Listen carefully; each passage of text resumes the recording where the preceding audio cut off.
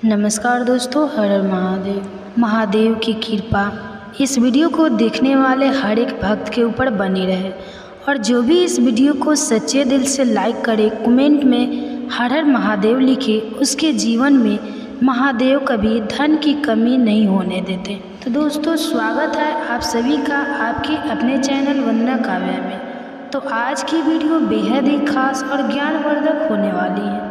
दोस्तों, आजकल कई लोग ऐसे हैं जो कि अपने आप को बर्बाद करने में लगे हुए हैं, क्योंकि कुछ लोग दान करते वक्त ऐसी चीज़ों का दान कर देते हैं कि जिनके दान नहीं करना चाहिए।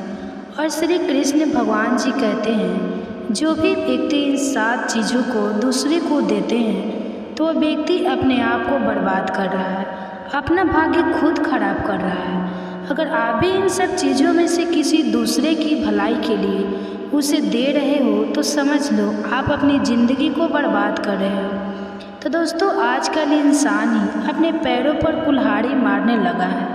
अर्थात कहने का मतलब यह है कि खुद ही गलती करता है, फिर कहता है यह भगवान तुमने मेरे साथ ऐसा क्यों किया।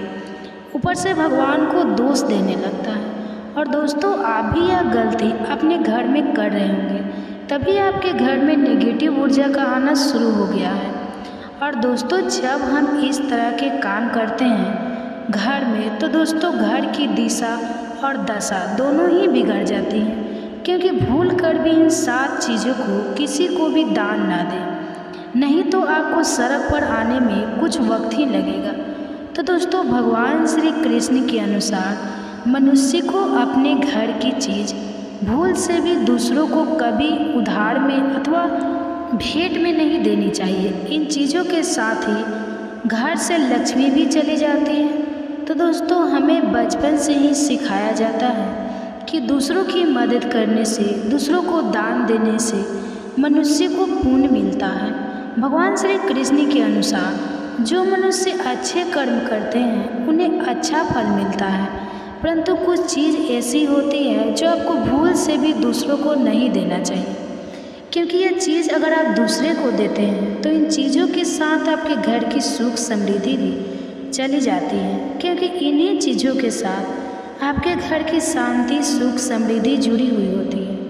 अगर यह चीज़ आप दूसरे को दे देते हैं तो आपको दर्द करता है, आपको दुख का सामना करना पड़ सकता है, क्योंकि कई लोग कहते हैं यह हमारा घर वास्तुशास्त्र के अनुसार चलना चाहिए। अगर जो व्यक्ति वास्तुशास्त्र के अनुसार नहीं चलता है तो उसके घर में बर्बादी के लक्षण दिखने लग जाते हैं। आपको बर्बाद नहीं होना है, आपके घर को बचाना है। आपके घर में रहने वाले हर सदस्य ठीक रहे, और रसोई घर में ये गलती मत करना, कभी भी नहीं। और दोस्तों, ईश्वर कहते हैं कि जो भी व्यक्ति अच्छे तरीके से पूजा पाठ करता है उसे मैं स्वीकार करता हूँ, उसकी हर मनोकामना को मैं पूरा करता हूँ। तो वीडियो में आगे बढ़ने से पहले अभी ही वीडियो को लाइक करके और नीचे कमेंट बॉक्स में लिख दो सच्चे दिल से हर हर महादेव। तो दोस्तों, इन चीज़ों का उल्लेख किया गया है विष्णु पुराण में। तो इन चीज़ों का संबंध माँ लक्ष्मी से माना जाता है, और हम सभी जानते हैं कि माँ लक्ष्मी का हमारे जीवन में कितना अधिक महत्व है। जिस घर पर माँ लक्ष्मी की कृपा होती है वहाँ पर सदैव धन, वैभव, सुख, शांति का आगमन होता है। अगर माँ लक्ष्मी किसी कारण श्रेष्ठ हो जाती है तो घर से सुख, समृद्धि और वैभव भी नष्ट हो जाता है। इसलिए आप यह ध्यान में रखें कि अपने घर में मौजूद ऐसी चीज़ जिनका संबंध माँ लक्ष्मी से है, दूसरों को कभी उधार में ना दे। जो कि व्यक्ति आज इन सब चीज़ों को अच्छी तरीके से जान लेगा तो वह व्यक्ति किसी को भी नहीं देगा और उसके घर में सुख शांति रहेगी। तो दोस्तों, आज दोस्तों कुछ भी हो जाए, आप इन सब चीज़ों के बारे में जानकर ही जाना। तो व्यक्ति चाहता है कि उसके जीवन में सुख शांति बना रहे और घर पर धन का अभाव रहे, लेकिन केवल मेहनत करने से व्यक्ति की ये चाहत पूरी नहीं होती। तो कई बार ऐसा होता है, आम आदमी अच्छी होने पर, खूब मेहनत करने पर भी घर पर धन का अभाव बना रहता है। इसका कारण है जाने अनजाने में कुछ गलतियाँ। शास्त्रों में ऐसी कई नीतियों के बारे में बताया गया है जिसका पालन करने पर जीवन की कई समस्याएं दूर हो जाती हैं। तो दोस्तों इतना ही नहीं, इन नीतियों का अनुसरण करने पर घर परिवार में सदैव खुशहाली बनी रहती है और माँ लक्ष्मी की कृपा से कभी पैसों की कमी नहीं रहेगी। तो दोस्तों गरुड़ पुराण, जो कि हिंदू धर्म का महत्वपूर्ण ग्रंथ माना जाता है, इसमें ऐसी कई बातों का उल्लेख मिलता है जो कि गरीबी और दरिद्रता का कारण बनती है।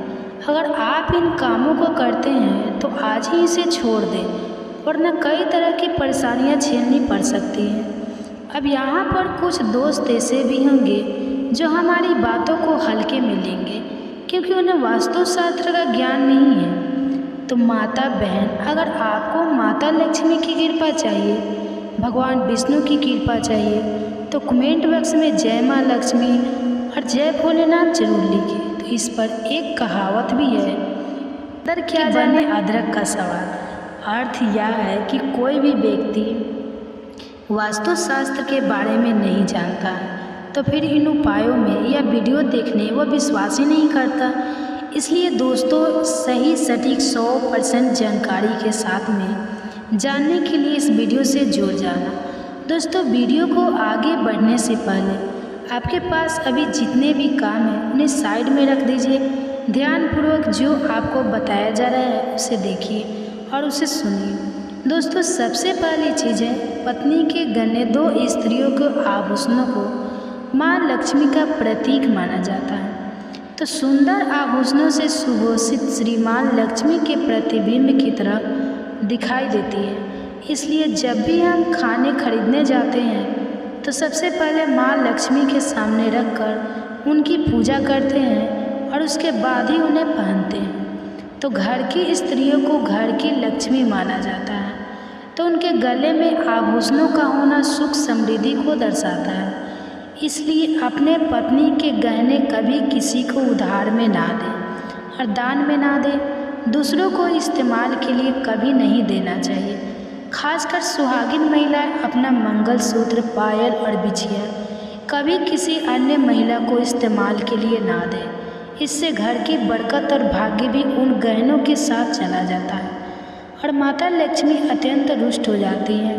इसलिए अपने घर में सुख समृद्धि बनाए रखने के लिए इन गहनों को दूसरे को इस्तेमाल करने के लिए ना दें। तो दोस्तों कई महिलाएं तो ऐसी भी होती है जो कि अपने गहने पहले पसंद नहीं आती है और दूसरी महिला के गहने की थैली और बनावट पसंद आती है, जिसके कारण महिलाएं अपने गहने पहनने के लिए एक दूसरे से बदलाव कर लेते हैं। परंतु दोस्तों ऐसा करना मतलब है कि आप अपने घर से माँ लक्ष्मी जी को रुष्ट कर रही हो और घर से बाहर भेजने की तैयारी कर रहे हो, क्योंकि आभूषण या गहने माँ लक्ष्मी जी का प्रतीक होता है और आपके अपने गहने को आपको पहनना चाहिए। किसी को भी दूसरे के गहने नहीं पहनना चाहिए। दोस्तों दूसरी चीज़ झाड़ू को जो सफाई के लिए काम आता है, हमारे घर से नकारात्मक ऊर्जा को दूर करता है, उसे माँ लक्ष्मी का प्रतीक माना जाता है। ऐसा माना जाता है कि झाड़ू में माँ लक्ष्मी का निवास होता है। इसलिए अपने घर की झाड़ू कभी किसी को उधार में या उपयोग के लिए ना दें। अगर झाड़ू खराब हुई है तो उसे किसी प्रभावित जल में बहा दें, लेकिन उसे किसी को उधार में ना दें या कचरे में ना फेंकें, क्योंकि अगर आपके घर की झाड़ू कोई दूसरा उपयोग करता है तो उसका असर आपके घर की सुख शांति पर पड़ता है। इसके साथ यह भी बात ध्यान में रखें कि दूसरों के घर की झाड़ू का अपने घर में कभी प्रयोग ना करें, क्योंकि ऐसा करने से उनके घर की नकारात्मकता ऊर्जा आपके घर में आ सकती है। तो दोस्तों आपको हमेशा झाड़ू को छुपा कर रखना चाहिए। इसे ऐसी जगह रखें जिससे बाहर से आने वाले व्यक्ति की नज़र इस पर ना पड़े। यदि आप झाड़ू को खुली जगह पर रखते हैं तो घर में वास्तु दोष लगा रहता है। इसके साथ ही आपको टूटी हुई झाड़ू को भी घर से तुरंत बाहर निकाल देना चाहिए। लेकिन आपको इस बात का ध्यान भी रखना चाहिए कि कभी झाड़ू को बिस्तर के नीचे नहीं रखना चाहिए और इसे किचन में भी नहीं रखना चाहिए। इससे आपके परिवार के लोगों के बीच लड़ाई झगड़ा बढ़ सकते हैं। तो दोस्तों आपको इस बात का ध्यान रखना चाहिए कि झाड़ू पर कभी पैर नहीं लगाना चाहिए। यदि आप झाड़ू को पैर लगाते हैं तो यह माता लक्ष्मी का अपमान करने के समान होता है। तो झाड़ू को पैर लगाने से घर में वास्तु दोष हो सकता है और आपको आर्थिक हानि भी हो सकती है। अगर आप घर में झाड़ू रखती है तो इसे रखने के सही वास्तु नियमों के बारे में ज़रूर जान लेना चाहिए, जिससे आपकी आर्थिक स्थिति अच्छी बनी रहे और घर में खुशहाली आए। कभी भी आपके घर के किसी भी व्यक्ति के घर से बाहर निकलते ही आपको झाड़ू का इस्तेमाल नहीं करना चाहिए। इससे बाहर जाने वाले व्यक्ति को अपने कार्यों में सफलता नहीं मिलती है। तो दोस्तों यही नहीं, यदि आपके घर में नई बहू का आगमन हो या बेटियां घर से ससुराल जा रही है तब भी आपकी तुरंत झाड़ू नहीं लगाना चाहिए।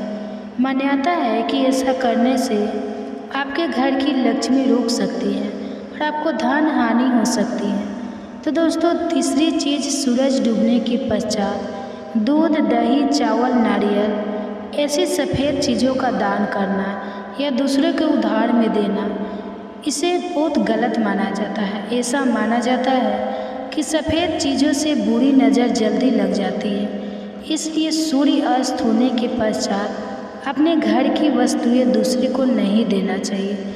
इन चीज़ों को दान करने से आपके घर की सकारात्मक ऊर्जा कम हो सकती है। तो आज की वीडियो बेहद ही खास और ज्ञानवर्धक है। तो आज की वीडियो उन सुहागनों के लिए बनाई गई है जो पूजा पाठ तो करती है पर उन्हें पूजा का कोई फल नहीं मिलता। अगर आप भी पूजा पाठ करते हो और आपको भी पूजा का कोई फल नहीं मिलता तो कुछ ऐसी गलतियां होती है जो कि माता बहनें जरूर ही कर देती हैं। तो आज हम आपको उसी के बारे में बता देते हैं कि वह कौन सी गलतियां कर देती है जिससे कि हम पर भगवान की कृपा नहीं हो पाती है। तो किन कर्म से भगवान की कृपा हमें प्राप्त नहीं हो पाती है, यानी कि हरितालिका तीज व्रत में ऐसी गलतियां आप भूल कर भी ना करें।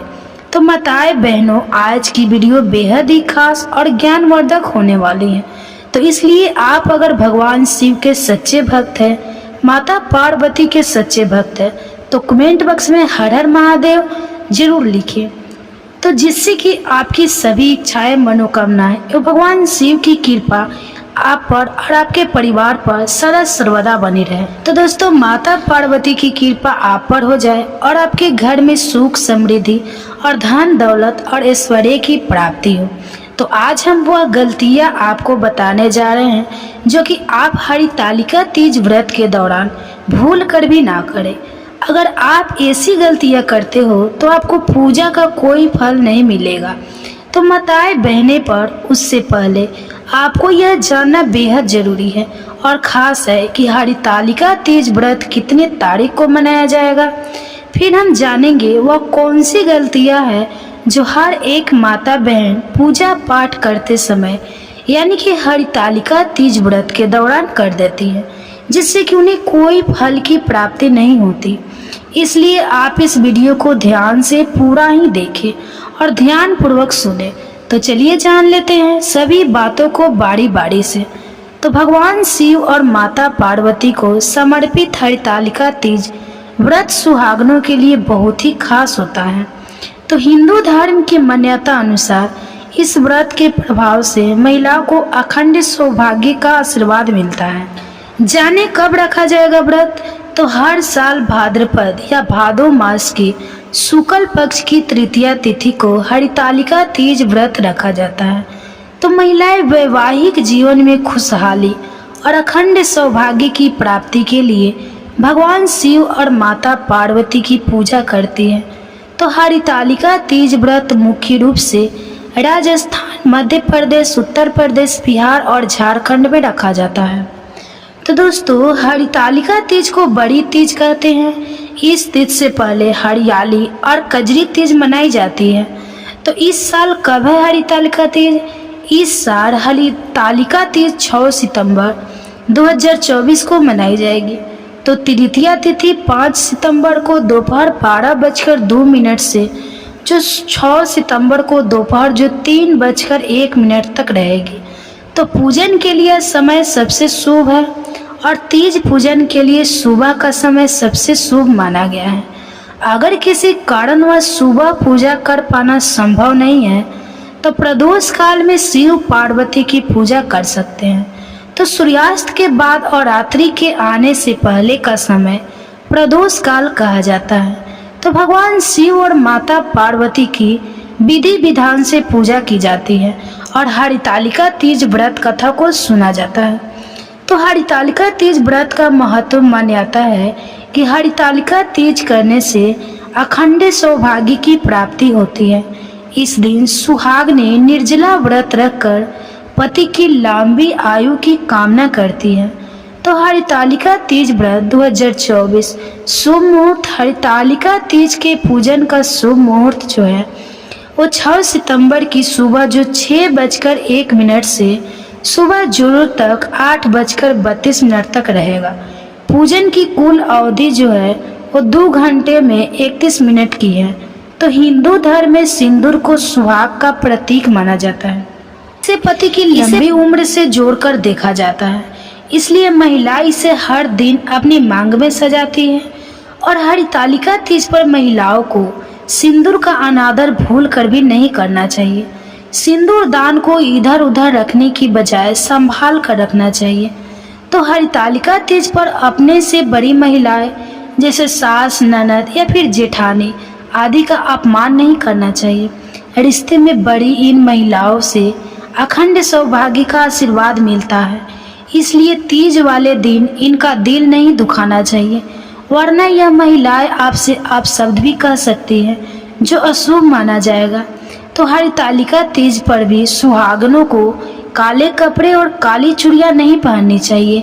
इस दिन लाल या पीला श्रृंगार शुभ माना जाता है। काला रंग अशुभ होने के साथ ही नेगेटिविटी का भी प्रतीक है। हरितालिका तीज पर महिलाओं को काले रंग के खासकर बचना चाहिए, वरना आपकी शादीशुदा जिंदगी में खटास आ सकती है। खुशहाल जिंदगी के नए लाल, पीले या रंग पहने। हरितालिका तीज का व्रत रखते समय किसी को भी गलत नहीं बोलना चाहिए और ना ही मन में किसी के लिए गलत ख्याल लाना चाहिए। इस दिन जितना हो सके दूसरों की मदद और उनकी भलाई करनी चाहिए। इस दिन पति की लंबी उम्र के लिए व्रत रखा जाता है, तो पति से किसी भी बात पर झगड़ना नहीं चाहिए और ना ही उसको गलत बोलना चाहिए। इस तरह के व्यवहार से दोनों का रिश्ता बेवजह खराब हो सकता है। तो हरितालिका तीज पर शिव पार्वती की पूजा करने से पहले उनके पुत्र और प्रथम पूज्य गणपति की पूजा सबसे पहले करना चाहिए। तो इनका पूजा करना नहीं भूलना चाहिए, वरना आपकी पूजा पूरी नहीं मानी जाएगी। पुत्र से पहले की गई पूजा को शिव पार्वती भी स्वीकार नहीं करते और प्रसन्न होने के बजाय नाराज हो सकते हैं। इस तरह से आपका व्रत अधूरा रह सकता है। क्रोध नहीं करते। इस दिन व्रत रखने वाली महिलाओं को क्रोध नहीं करना चाहिए, इसलिए महिलाएं हाथों में मेहंदी लगाती हैं ताकि उनका दिमाग ठंडा रहे। व्रत नहीं तोड़ा जाता। ऐसी मान्यता भी है कि इस दिन व्रत महिलाएं जिस भी तरह का भोजन या अन्य कोई पदार्थ ग्रहण कर लिया जाता है तो अन्न की प्रकृति के अनुसार उसका अगला जन्म उस योनि में ही होता है, इसलिए व्रत को तोड़ा नहीं जाता है। और तीज व्रत सबसे ही श्रेष्ठ और मंगलकारी व्रत माना जाता है, इसलिए आप इन दिन विशेष रूप से ध्यान रखें कि आप किसी भी चीज़ का सेवन ना करें। माताएं बहनों, अगर आपको फिर भी ललचा रही है तो आप एक काम कर सकते हैं। आप अपने पास में किसी भी ऐसी चीज़ को पास में ना रखें जिससे कि आपका मन विचलित हो और खाने का मन करे। इसलिए आप उन चीज़ों से तीज व्रत के दिन आप उन सभी चीज़ों को दूर रखें, तो यह आपके लिए बहुत ही शुभ और मंगलकारी माना जाएगा। तो दोस्तों, रात में सोना है माना। इस दिन महिलाओं को रात भर जागना जरूरी होता है, क्यों 8 प्रहर पूजा भी करना होती है। और यह भी मान्यता या अंधविश्वास है कि महिला सो जाती है उसे अजगर या मगरमच्छ की योनि प्राप्त होती है। तो इस दिन किसी भी माता बहन को गलती से भी नहीं सोना चाहिए, और क्योंकि यह बिल्कुल भी शुभ नहीं माना जाता। और माता पार्वती भी ऐसी महिला से यानी कि ऐसी सुहागिन से दुष्ट हो जाती है और भगवान शिव ऐसी पूजा का कोई फल प्रदान नहीं करते। इसलिए आप इन बातों का ज्ञान होना बेहद ज़रूरी है कि इस दिन आप नींद का एक छोटा सा हिस्सा भी बना लें, यानी कि आपको इस दिन भूल से भी नहीं सोना है। आपको इस बात को विशेष रूप से ध्यान रखना है, बल्कि पूजा भक्ति में ही पूरी रात आपको लगे रहना है। इस दिन आपकी आँख एक पल के भी लिए नहीं लगनी चाहिए। अगर आप इस व्रत को सच्चे दिल से कर रहे हैं तो आपकी नींद तो आपको बिल्कुल भी नहीं आने वाली है। इसलिए आपको बता दें, माताएं बहनें की जो भी महिला तीज का व्रत रखती है उसे इस दिन भूल से भी नहीं सोना चाहिए, क्योंकि यह बिल्कुल भी शुभ नहीं माना जाता। क्योंकि जो महिला इस दिन उसे नींद आती है तो उसका मतलब सीधा सा यही होता है कि उसने इस व्रत को सच्चे हृदय से, सच्चे मन से, भगवान की सच्ची आस्था से इस व्रत को रखा ही नहीं है। इसलिए उसे महिला को कभी भी नींद नहीं आती जिसने इस व्रत को सच्ची हृदय से रखा हो, पर उसे महिला को जरूर ही नींद आती है जिसने इस व्रत को सच्चे हृदय से, सच्चे मन से ना रखा हो। तो इसलिए आपको इस दिन भूल कर भी नहीं सोना है। इस बात का आपको विशेष रूप से ध्यान रखना है। तो माताएं बहनें, आपने वीडियो को अभी तक लाइक ना किया हो तो लाइक अवश्य ही कर दे और कमेंट बॉक्स में जय मां पार्वती हर हर महादेव जरूर लिखें, जिससे कि सभी देवी देवता की कृपा आप पर और आपके पूरे परिवार पर सदा बनी रहे। एक ऐसा उपाय है जो कि हर कभी नहीं किया जाता है। देखिए, यह दिन इतना खास होता है, इतना महत्वपूर्ण होता है। देखा गया है कभी कभी बड़े बड़े पूजा पाठ अनुष्ठान से जो मनोकामना पूर्ण नहीं होती है, वह एकादशी के दिन एक छोटे से उपाय करने से ही आपकी मनोकामना पूर्ण हो जाती है। और बहुत सारे लोगों ने इस उपाय को किया भी है और उनको इस उपाय को करने का फल भी जरूर मिला है। अगर आप लोग भी इस उपाय को आजा एकादशी के दिन करना चाहते हैं तो आप इस उपाय को पहले अच्छे से समझ लेना, सुन लेना, उसके बाद करना। आपको इस उपाय का फल जरूर मिलेगा। तो दोस्तों, हम आपको यहाँ पर बता दें कि यह जो एक दीपक वाले जो उपाय है, यह उपाय पंडित जी ने अपने अभी की महापुराण की ही कथा में बताया है। तो इस उपाय को करने से आपके घर में चाहे किसी भी तरह की दुख और समस्या चल रही है तो उसको कारण भी आपको नहीं पता है कि यह समस्या किस कारण से चल रही है। उसका कुछ भी कारण हो सकता है, जैसे प्रेत दोष हो सकता है या किसी भी तरह का मंगल दोष भी हो सकता है, और भी बहुत तरह के दोष होते हैं, कुछ भी हो सकता है। पर आपको इस उपाय को करने के लिए अपने दोष को पता लगाने की भी जरूरत नहीं है। आपके घर में किस कारण से इतनी दुख और परेशानी आ रही है वह भी आपको पता जरूरत नहीं है। इस एक दीपक वाले उपाय को आप लोगों को कर लेना है, क्योंकि इसी एकमात्र उपाय को करने से आपके पूरे घर परिवार में सुख और शांति हो जाएगी। आपके घर में अच्छे अच्छे काम होने लगेंगे। आपकी जो भी मनोकामना होगी वह भी धीरे धीरे करके पूर्ण होना शुरू हो जाएगी। तो दोस्तों, अब इस उपाय को करना किस समय है यह भी आप लोग जान लीजिए। देखिए, इस एक दीपक वाले उपाय को करने का जो समय है वह सीधी सी बात है, सुबह का समय है, प्रातः काल का समय है। वैसे दोस्तों, आजा एकादशी के पूरे दिन मंदिर खुले रहते हैं। पूरे दिन आप लोग उपायों को भी कर सकते हैं, इसमें कोई दिक्कत वाली बात नहीं है। क्योंकि आजा एकादशी के दिन भगवान शिव जी पूरे दिन अपने मंदिर में बैठे रहते हैं। कौन भक्त आएगा, कौन हमको प्रसन्न करेगा और हम कब उसकी मनोकामना को पूर्ण करेंगे। तो दोस्तों, इस दिन भगवान शिव और भगवान विष्णु इतना कुछ प्रदान करते हैं जितने कि हम भी कल्पना भी नहीं कर सकते। तो इसलिए आप लोगों को इस मौके को तो अपने हाथ से नहीं जाने देना चाहिए। तो अब हम समझते हैं दोस्तों, ये एक दीपक वाले उपाय आखिर आप लोगों को करना कैसे है। विशेष रूप से कोशिश करना इस उपाय को आप आजा एकादशी सुबह सुबह कर लो, पर किसी कारणवश ना कर पाओ तो फिर थोड़े लेट भी कर सकते हो। और पहले मुख्य कोशिश आपकी यही होनी चाहिए कि घर की जो माता बहन होती हैं उनमें से एक यह वाला उपाय करें। मतलब कि अगर माता बहन उपस्थित ना भी हो तो उस स्थान पर फिर घर का कोई बड़ा जो पुरुष हो वह भी इस उपाय को कर सकता है। कोई दिक्कत वाली बात नहीं है, पर घर के सभी सदस्य इस वाले उपाय को करने की जरूरत नहीं है। घर का कोई एक मुख्य सदस्य भी इस उपाय को करेगा तो इस उपाय को करने का फल उसको पूरे घर परिवार को मिल जाएगा। तो देखिए, एक दीपक वाले उपाय है तो सीधी सी बात है कि इसमें हमें एक दीपक की तो आवश्यकता पड़ेगी ही पड़ेगी।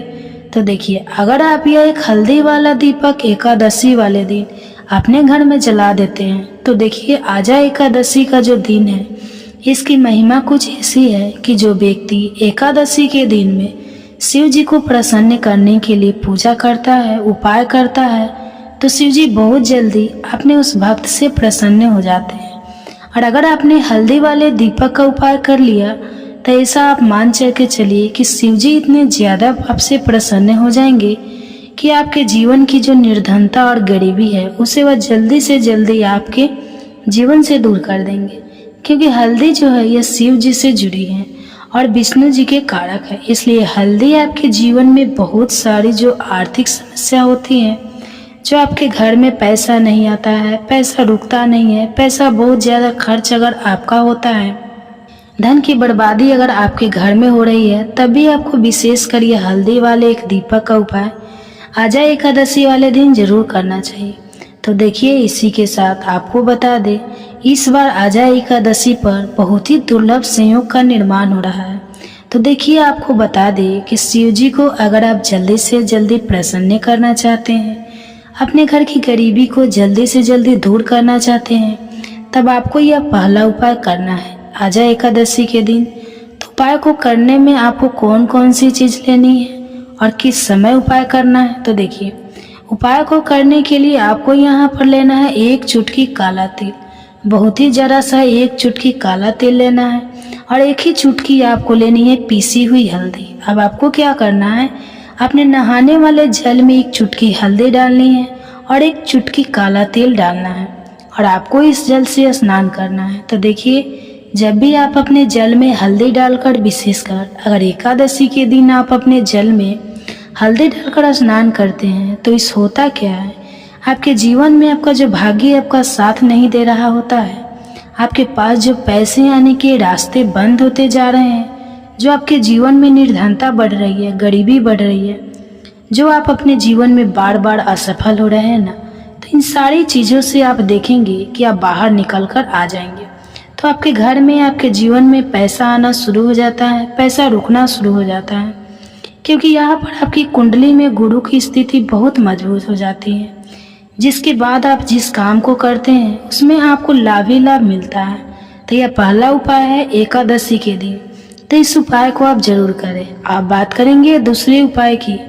देखिए, जो दूसरा उपाय आपको बताने जा रहे हैं, यह उपाय को अगर आप आजा एकादशी के दिन करते हैं तब की सारी अधूरी मनोकामनाएं को भगवान विष्णु पूरा कर देते हैं। तो यह उपाय भी आप विशेष कर करें। अगर कोई भी ऐसी विश है, कोई भी ऐसी आपकी जो अभी तक अधूरी है, पूरी नहीं हो रही है, तो आपको भगवान विष्णु को प्रसन्न करना है। यह दूसरा वाला उपाय एकादशी के दिन करके। तो देखिए, यहाँ पर उपाय को करने के लिए आपको लेना है तुलसी की लकड़ी। देखिए, बहुत सारे लोगों के घर में तुलसी का पौधा सूख जाता है और तुलसी की जो टहनियाँ होती है, तुलसी की टहनियों को आपको छोटा छोटा कर लेना है। छोटे छोटे पार्ट में आप उसको तोड़ ले, डिवाइड कर ले और फिर आपको क्या है, एक लाल कपड़े के अंदर इन टहनियों को रखना है। कितनी लेनी है, आप 2 ले सकते हैं, 5 ले सकते हैं, 11 ले सकते हैं। अगर 11 की संख्या हो तो बहुत उत्तम है। अब आपको क्या करना है, लाल कपड़े के अंदर रखना है और इसकी छोटी सी पोटली आपको बना लेनी है। अब सबसे पहले आपको क्या करना है, इस पोटली को शिव जी के चरण में स्पर्श करना है, उनके चरणों से स्पर्श करना है। इसके बाद आपको यह पोटली अपने घर में या अपने घर के मुख्य दरवाजे पर आपको इसको टांगना है। अंदर की तरफ टांगे, बाहर की तरफ नहीं, या फिर इसे आप अपने घर के मंदिर में एक तरफ रख देंगे।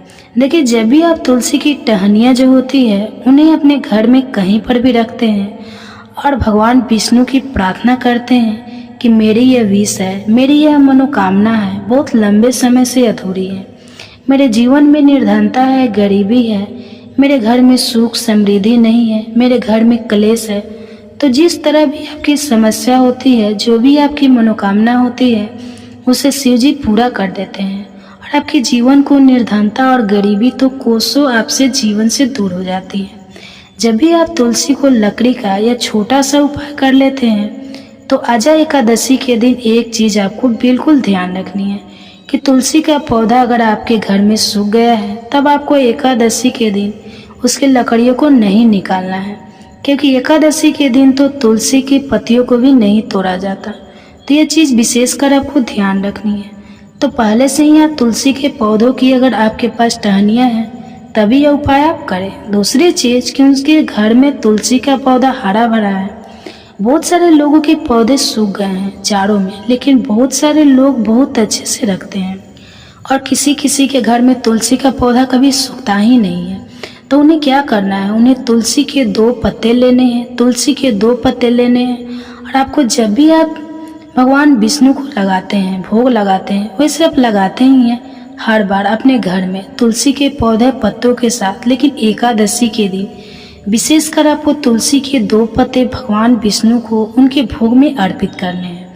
जो भी आप उन्हें भोग लगाते हैं, जिस चीज़ का भी, उसके साथ आपको तुलसी के 2 पत्ते जरूर भगवान विष्णु को अर्पित करने हैं। एक चीज़ ध्यान रहे, भूल कर भी आपको इस दिन चावल नहीं खाना चाहिए।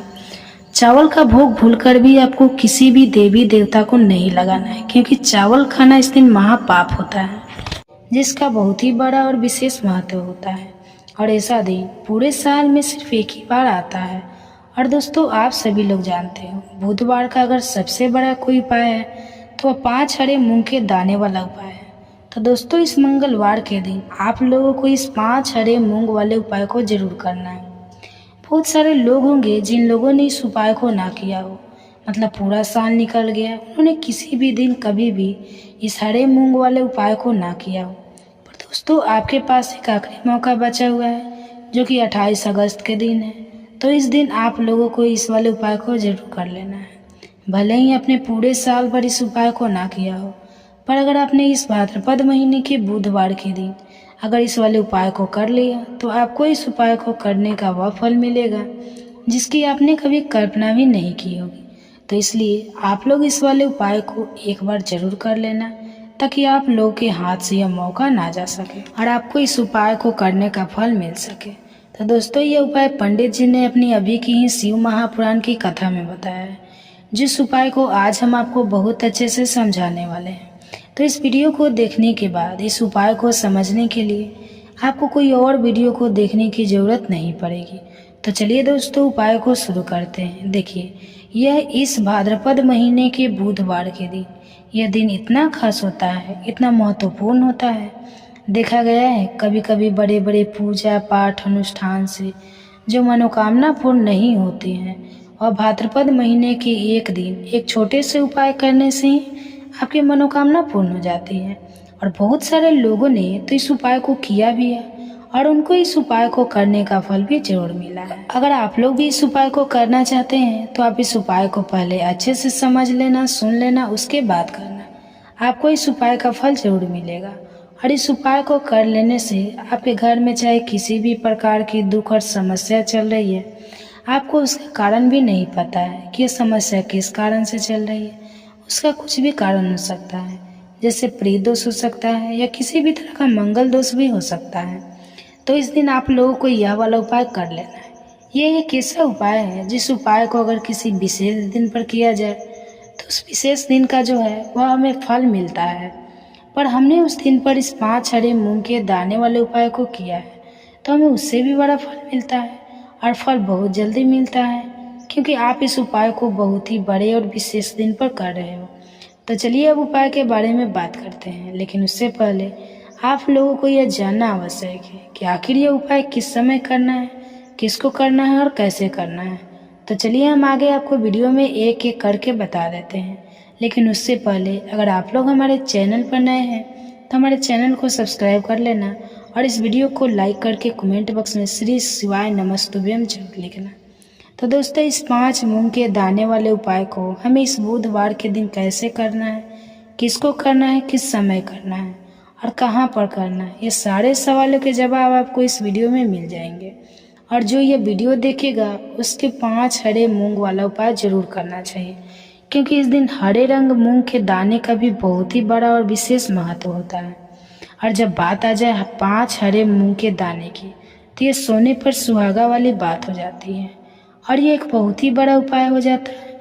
तो इस 10वीं वाले दिन दोस्तों इस 5 हरे मूंग के दाने वाले उपाय को आखिर करना किसको है, सबसे पहले हम लोग वह बात जान लेते हैं।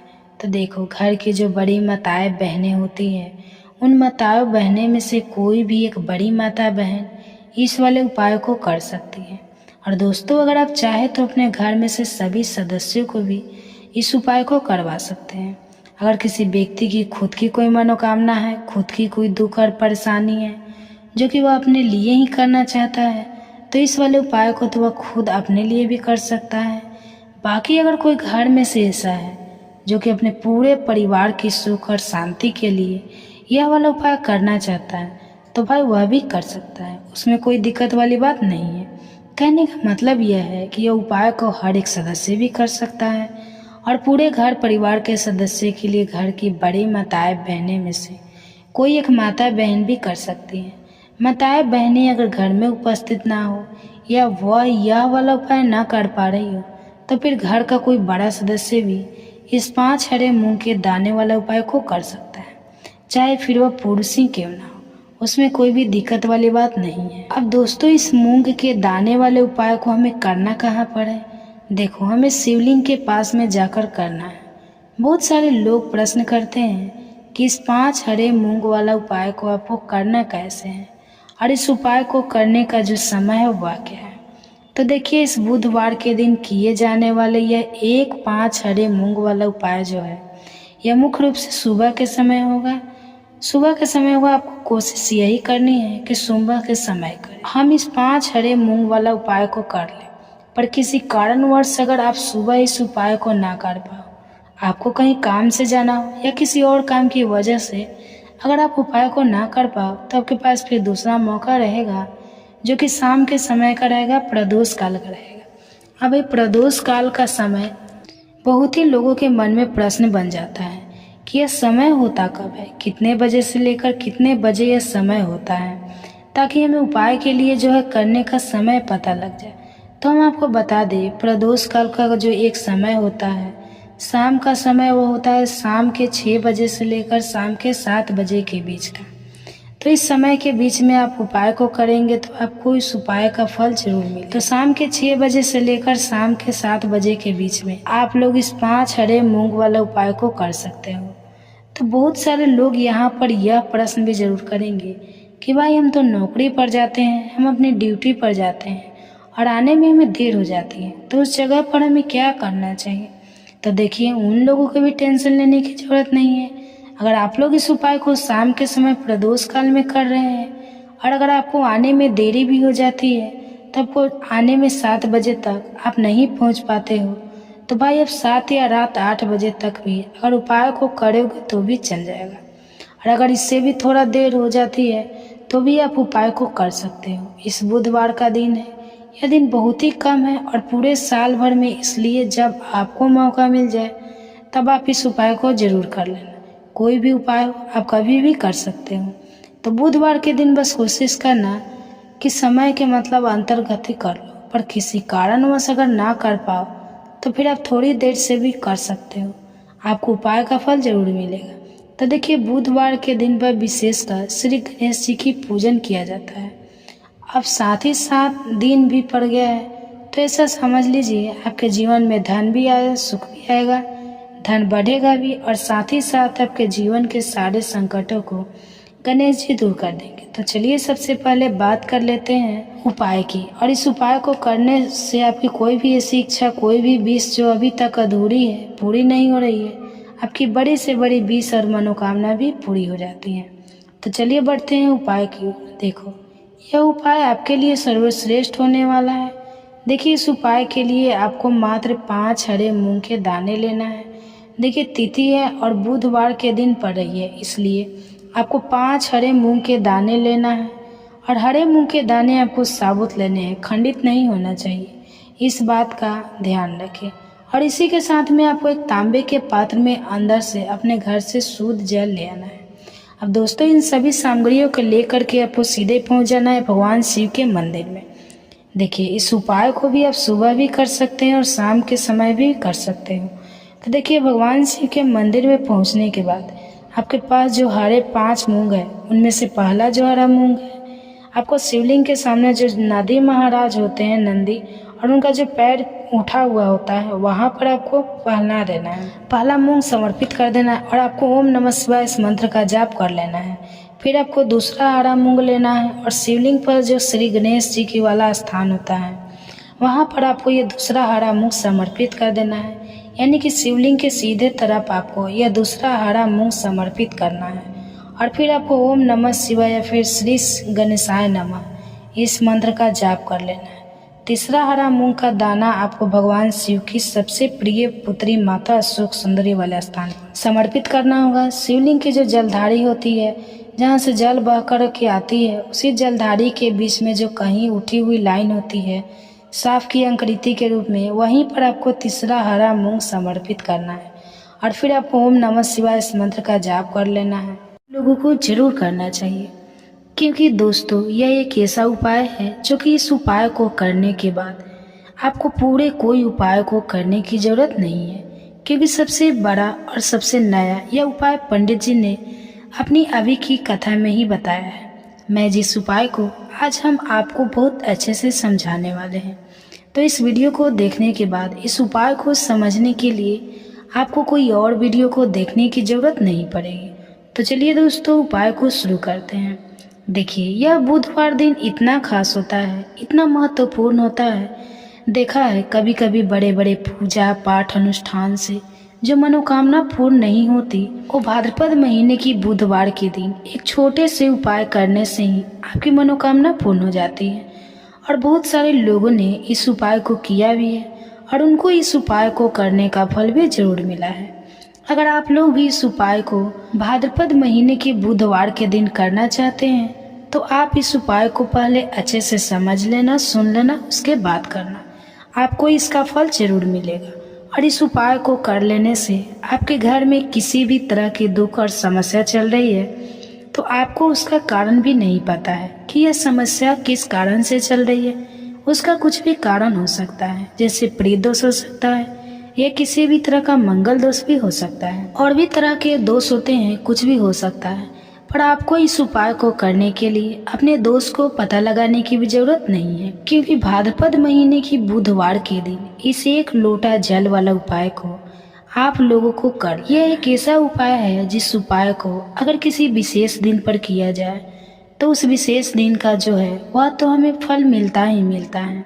पर हमने उस दिन पर इस 1 लोटा जल वाला उपाय को किया है तो हमें उससे भी बड़ा फल मिलता है, और फल बहुत जल्दी मिलता है, क्योंकि आप उपाय को बहुत ही बड़े और विशेष दिन पर कर रहे हो। क्योंकि दोस्तों भाद्रपद बुधवार बहुत ही ज़्यादा बड़ा होता है, इसलिए आज की इस वीडियो में हम आप लोगों को 1 लोटा जल वाला उपाय समझाएंगे, जिस उपाय को करने से अगर आपकी किसी भी तरह की मनोकामना है, किसी भी तरह की दहक और परेशानियां हैं, तो सबसे ज़्यादा समस्या आपके जीवन में ही है।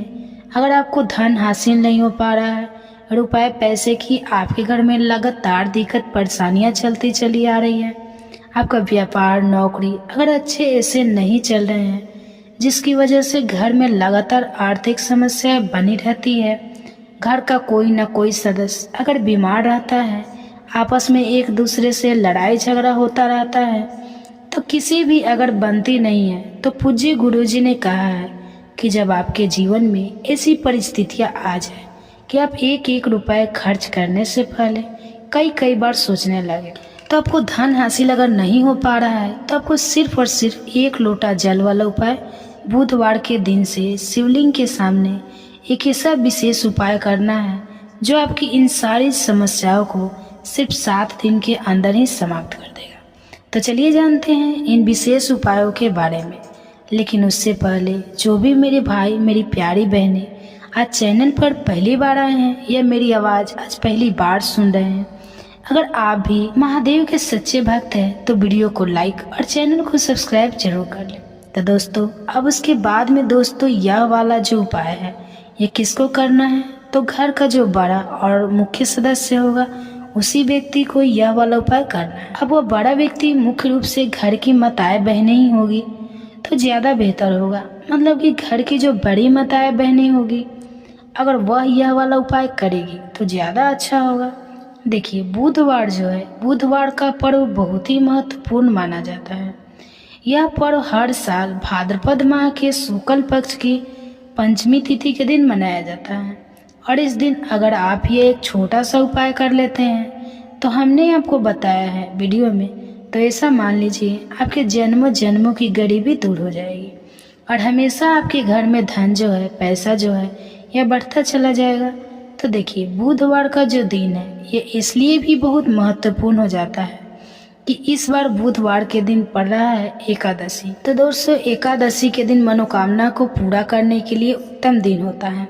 तो आज का मतलब कि बुधवार का दिन, बुधवार के दिन किए गए उपाय दान पुण्य से व्यक्ति को बहुत ही ज़्यादा लाभ मिलता है, अपने जीवन में सुख समृद्धि का आशीर्वाद हासिल करता है।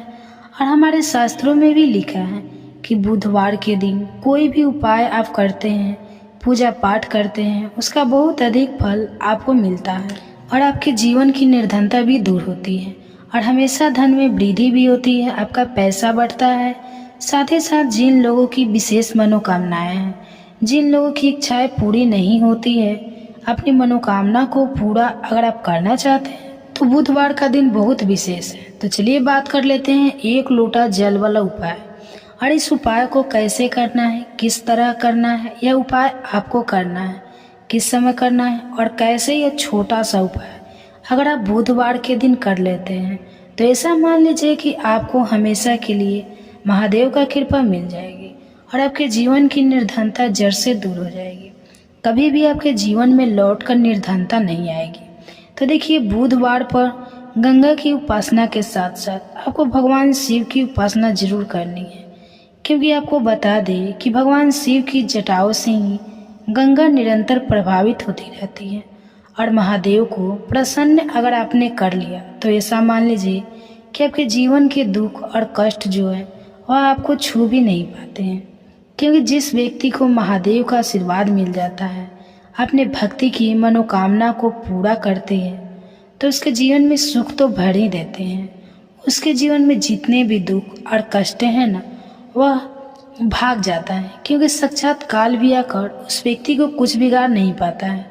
जिस व्यक्ति के साथ महादेव होते हैं, तो महादेव की पूजा अर्चना आपको इस दिन कैसे करनी है। 1 लोटा जल लेना है, उसके अंदर अगर आपके पास बेलपत्र है तो 5 बेलपत्र आप डालें और महादेव के शिवलिंग पर यह जल आपको जरूर अर्पित करना चाहिए और थोड़ा सा गंगा जल भी इसमें डाल लें। थोड़ा सा गंगा जल और अपने घर का शुद्ध जल और 5 बेलपत्र, हमेशा आप देखेंगे कि निरंतर आपके धन में वृद्धि होगी और महादेव का आशीर्वाद से और गंगा के आशीर्वाद से देखिए यहाँ पर आपको माँ गंगा महादेव दोनों का आशीर्वाद मिल जाएगा। ऐसा समझ लीजिए कि आपके जीवन के जो दुख है ना, अब वह बस दूर ही होने वाले हैं और हमेशा महालक्ष्मी की कृपा आपके ऊपर बरसती रहती है। साथ ही साथ इस दिन एक बहुत ही छोटा सा उपाय आपको जरूर करना है कि अपने घर के मुख्य द्वार पर आपको 2 दीपक जरूर लगाने हैं। इतना उपाय आप कर लीजिए, बुधवार वाले दिन आपके जीवन के दुखों का अंत होगा ही होगा। तो सच्ची श्रद्धा के साथ इस उपाय को करें, आप अपने जीवन में सुख को बहुत जल्दी हासिल कर लेंगे। तो यह पहला उपाय है। आप जल्दी से बात कर लेते हैं दूसरे उपाय की। वो दूसरा उपाय कौन सा है? वह दूसरा उपाय जो कि आपको बुधवार वाले दिन विशेषकर करना है। तो देखिए, दूसरा उपाय जो आपको बताने जा रहे हैं, इस उपाय को करने से आपके जीवन में आपको मोक्ष की हासिल होती है, मतलब मोक्ष का मार्ग खुल जाता है और हमें श्री हरि विष्णु के धाम में स्थान हासिल करता है। कहने का मतलब है कि आपके जीवन की जो दुख है, जो कष्ट है, वह दूर होते हैं और हमेशा श्री हरि विष्णु जो है वह आपके ऊपर अपनी कृपा बरसाते रहते हैं। और देखिए, जब श्री हरि विष्णु का आशीर्वाद किसी व्यक्ति को मिल जाए ना, फिर ना वो व्यक्ति धन को लेकर परेशान रहता है, ना अपने जीवन में किसी भी कष्ट को लेकर परेशान रहता है। तो आपको क्या है, आपको गंगा वाले दिन एक दिन घर में श्री हरि विष्णु के आगे जरूर लगाना है दीपक, और यह दीपक आपको गोल बाती का लगाना है, शुद्ध देसी घी भरना है और इसी के साथ एक दीपक आपको तुलसी जी के पौधे के पास जरूर लगाना है। विशेषकर वह लोग जरूर लगाएंगे जो लोग चाहते हैं ना कि हमारे घर में धन को वृद्धि, कभी भी हमारा धन, हमारा पैसा कम ना पड़े। और जो लोग कहते हैं कि हमारे घर में एक भी रुपया नहीं आता है, हमारे घर में बिल्कुल इनकम बंद हो गई है, हमारा तो इतना सारा लॉस हो गया है, हमारा एकदम से पैसा चला गया है। कुछ लोगों के घर में बीमारियां आ जाती है, दुर्घटनाएं हो जाती हैं या कुछ और हो जाता है, तो ऐसा कि जिसकी वजह से धन की हानि घर में हो जाती है, तो उन लोगों को भी विशेषकर बुधवार के दिन श्री हरि विष्णु और माँ तुलसी का एक साथ पूजन जरूर करना चाहिए। तो बहुत ही विशेष और उत्तम उपाय है यह बुधवार का। हमेशा आपके ऊपर श्री हरि विष्णु की कृपा बरसती रहती है जब इस उपाय को आप करते हैं। और इस दिन आपको किसी भी ज़रूरतमंद व्यक्ति को, गरीब को या फिर ब्राह्मण को भोजन कराना है। अगर आप भोजन भी नहीं करा सकते हैं तो कोई ना कोई चीज़ इस दिन आप जरूर दान करें। कोई भी ऐसा अपने हिसाब से आप कोई अनाज ले, गेहूँ ले, चावल ले, कोई भी चीज़ ऐसी ले कि हाँ इस व्यक्ति को ज़रूरत है। जरूरी नहीं है आप 10 लोगों को करें, एक व्यक्ति को भी अगर आप देते हैं ना उसके हिसाब से ना, तो ज़रूरी नहीं है कि ज़्यादा भी आप करें, थोड़ा भी दान करें, लेकिन इस दिन आपको दान करना चाहिए क्योंकि बुधवार के दिन दान का बहुत ही ज़्यादा महत्व होता है। तो हमारे आत्मविश्वास में वृद्धि होती है, पिता से हमारे संबंध अच्छे होते हैं, पिता का स्वास्थ्य अच्छा होता है, पिता का पुण्य सुख हमें प्राप्त होता है। जब सूर्य हमारी जन्म कुंडली में अच्छी स्थिति में होते हैं तो सूर्य अच्छे हो, अगर जन्म कुंडली में शुभ स्थिति में हो तो धन संतान प्राप्ति में कोई बाधा नहीं आती है। तो संतान की प्राप्ति होती है, पुत्र संतान की प्राप्ति सूर्य के अच्छी स्थिति में होने से होती है। तो सूर्य के अच्छे होने से, सूर्य के शुभ होने से हमारे जीवन में बाधाएं कम आती है, परेशानियां बहुत कम आती हैं। अगर आपकी जन्म कुंडली में बहुत सारे राजयोग भी लगे हो और सूर्य देव कमजोर स्थिति में हो तो किसी भी राजयोग का आपको कोई फल प्राप्त नहीं होता है। लेकिन सूर्य देव भी मजबूत स्थिति में हो तो कितने भी दुर्भाग्य आपकी जन्म कुंडली में लगे तो मात्र सूर्य देव की कृपा से आपको राजयोगों की प्राप्ति होगी। तो सभी प्रकार की सुखों की प्राप्ति हो जाती है। धन, संतान, मान सम्मान, नौकरी, सरकारी नौकरी, शासन प्रशासन से आपको लाभ प्राप्त होता है। मतलब आप अपने जीवन में जो भी कामना रखते हैं, जो भी आपकी इच्छाएं होती है, मात्र सूर्य देव की कृपा से पूर्ण हो जाती है। तो सूर्य का हमारे जन्म कुंडली में अच्छा होना बहुत ही आवश्यक होता है।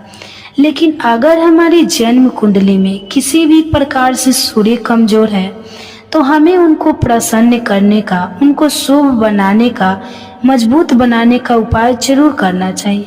और बहुत ही आसान उपाय होते हैं सूर्य देव को मनाने का और मजबूत करने का। तो आज के इस वीडियो में हम आपसे बात करने वाले हैं ऐसे ही कुछ बहुत अचूक, बहुत आसान और चमत्कारी उपायों के बारे में, जो अगर आप करते हैं रविवार के दिन या फिर किसी भी दिन नियमित अपने दिनचर्या में शामिल कर लेते हैं तो शीघ्र ही आपके जीवन में सभी प्रकार के सुखों की प्राप्ति होती है।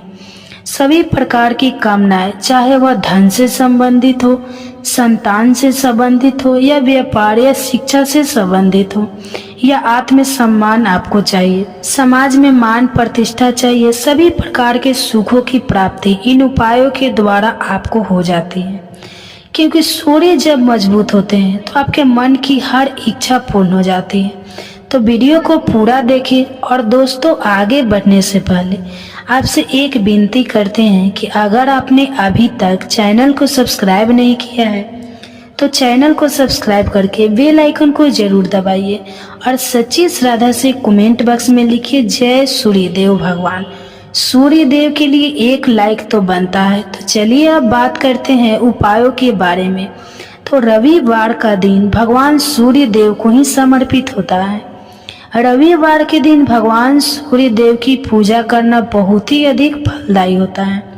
वैसे तो हमें प्रतिदिन ही सूर्यदेव की पूजा करनी चाहिए, लेकिन रविवार के दिन विशेष रूप से भगवान सूर्यदेव की पूजा कर लेनी चाहिए। तो आपको एक तांबे का पात्र लेना है। उस तांबे के पात्र में आपको जल रखकर भगवान सूर्य देव को हर रविवार को अर्पित करना है। अगर आप प्रतिदिन नहीं कर पाते हैं तो रविवार को जरूर करें। वैसे आपको प्रतिदिन सूर्य देव को जल जरूर देना चाहिए। चाहे आप कोई भी पूजा नहीं कर पाते हैं, समय नहीं है आपके पास, तो फिर स्नान करने के बाद सूर्य देव को जल भी अर्पित कर देते हैं, तभी आपके जन्म कुंडली के ग्रह दोष समाप्त हो जाते हैं और आपको जो भी परेशानी होती है उन परेशानियों से मुक्ति मिलती है। जब आप सूर्य देव को जल अर्पित करते हैं, गायत्री मंत्र का जाप करते हैं, तो गायत्री मंत्र का जाप आप यथासंभव कर सकते हैं। आपके पास समय है अगर आप 108 बार कर लीजिए, नहीं तो जितनी देर आप जल दे रहे हैं वहां पर खड़े होकर सूर्य देव के सामने 5 मिनट तक कर लीजिए। इससे आपको बहुत लाभ होता है। गायत्री मंत्र का जाप करने से, जैसे सूर्य देव को जल अर्पित करते समय जब हम गायत्री मंत्र का जप करते हैं तो हमारी नौकरी में अगर कोई बाधा आती है तो वह दूर होती है, नकारात्मक ऊर्जा दूर होती है। रविवार के दिन सुबह जब आप सूर्य देव को अर्घ्य देते हैं तो उसमें थोड़ा सा गुड़ मिला लीजिए। इससे क्या होता है, इससे आपकी सभी मनोकामनाएं पूर्ण होती हैं। अगर आप भगवान सूर्य देव को जल अर्पित करते हैं, उसमें थोड़ा थोड़ा सा गुड़ मिलाकर अर्पित करते हैं, तो आपकी सभी कामनाएं पूर्ण हो जाती हैं। भाग्य का साथ बहुत से लोगों को नहीं मिलता है। बहुत से लोग कंप्लेंट करते हैं कि हमारा भाग्य हमारा साथ नहीं देता। ऐसे में भाग्य का कारक माना गया है, प्रबल कारक माना गया है सूर्य देव को। तो जब आप सूर्य देव को सुबह जल देते हैं तो जल देते समय आपको गायत्री मंत्र का जाप करना है और उसके अलावा आपको भाग्य का साथ चाहिए तो रविवार के दिन गुड़ और चावल का दान करना अच्छा माना जाता है। तो गेहूं का दान भी आप कर सकते हैं। गेहूं और गुड़ का दान करना बहुत ही श्रेष्ठ माना जाता है और इनको करने से आपके सभी काम बनने लग जाते हैं। अगर आप यह दान करते हैं तो सूर्य देव की कृपा से आपके जो काम होते हैं, जो रोके हुए हैं, बनने लग जाते हैं। भाग्य का साथ आपको प्राप्त हो जाता है। यदि अगर आपके आत्मविश्वास में कमी आ गई है, कोई कर्म में कमी आ गई है और आत्मविश्वास आपका कमजोर होता जा रहा है, तो ऐसे में आपको चाहिए कि रविवार के दिन अपने माथे पर लाल चंदन का तिलक लगाए।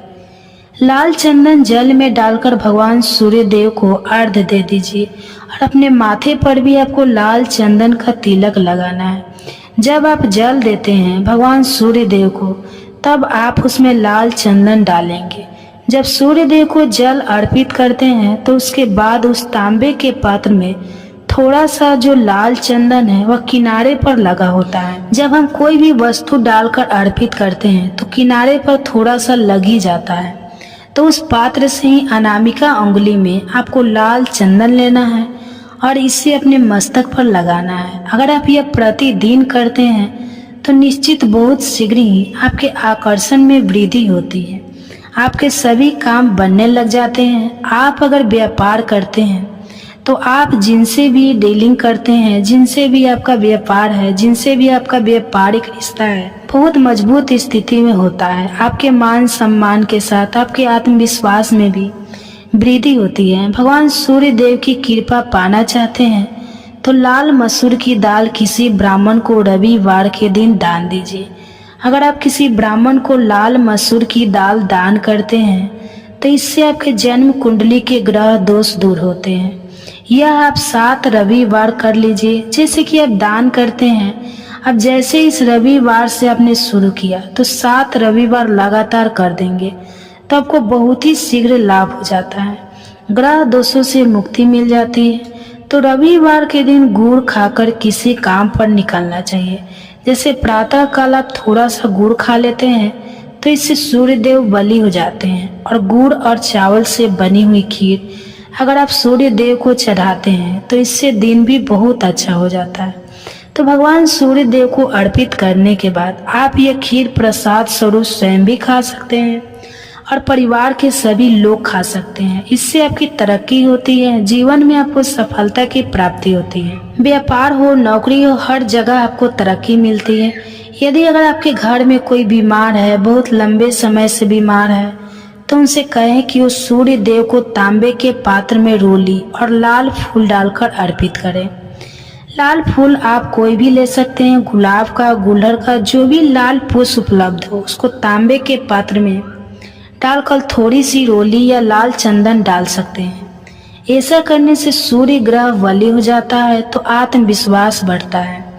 आत्मा के कारक है सूर्य देव, और जब हमारा आत्मविश्वास बढ़ता है तो रोगों से मुक्ति मिलती है, नकारात्मक शक्ति से छुटकारा मिल जाता है, दवाइयाँ शीघ्र ही काम करने लग जाती है। तो रविवार के दिन आदित्य हृदय स्रोत का पाठ जरूर करना चाहिए। अगर आप चाहते हैं आपको सूर्य ग्रह का पूर्ण लाभ प्राप्त हो, चाहे आपकी जन्म कुंडली में सूर्य मजबूत स्थिति में भी हो, तभी रविवार को आपको आदित्य हृदय स्रोत का पाठ जरूर करना चाहिए।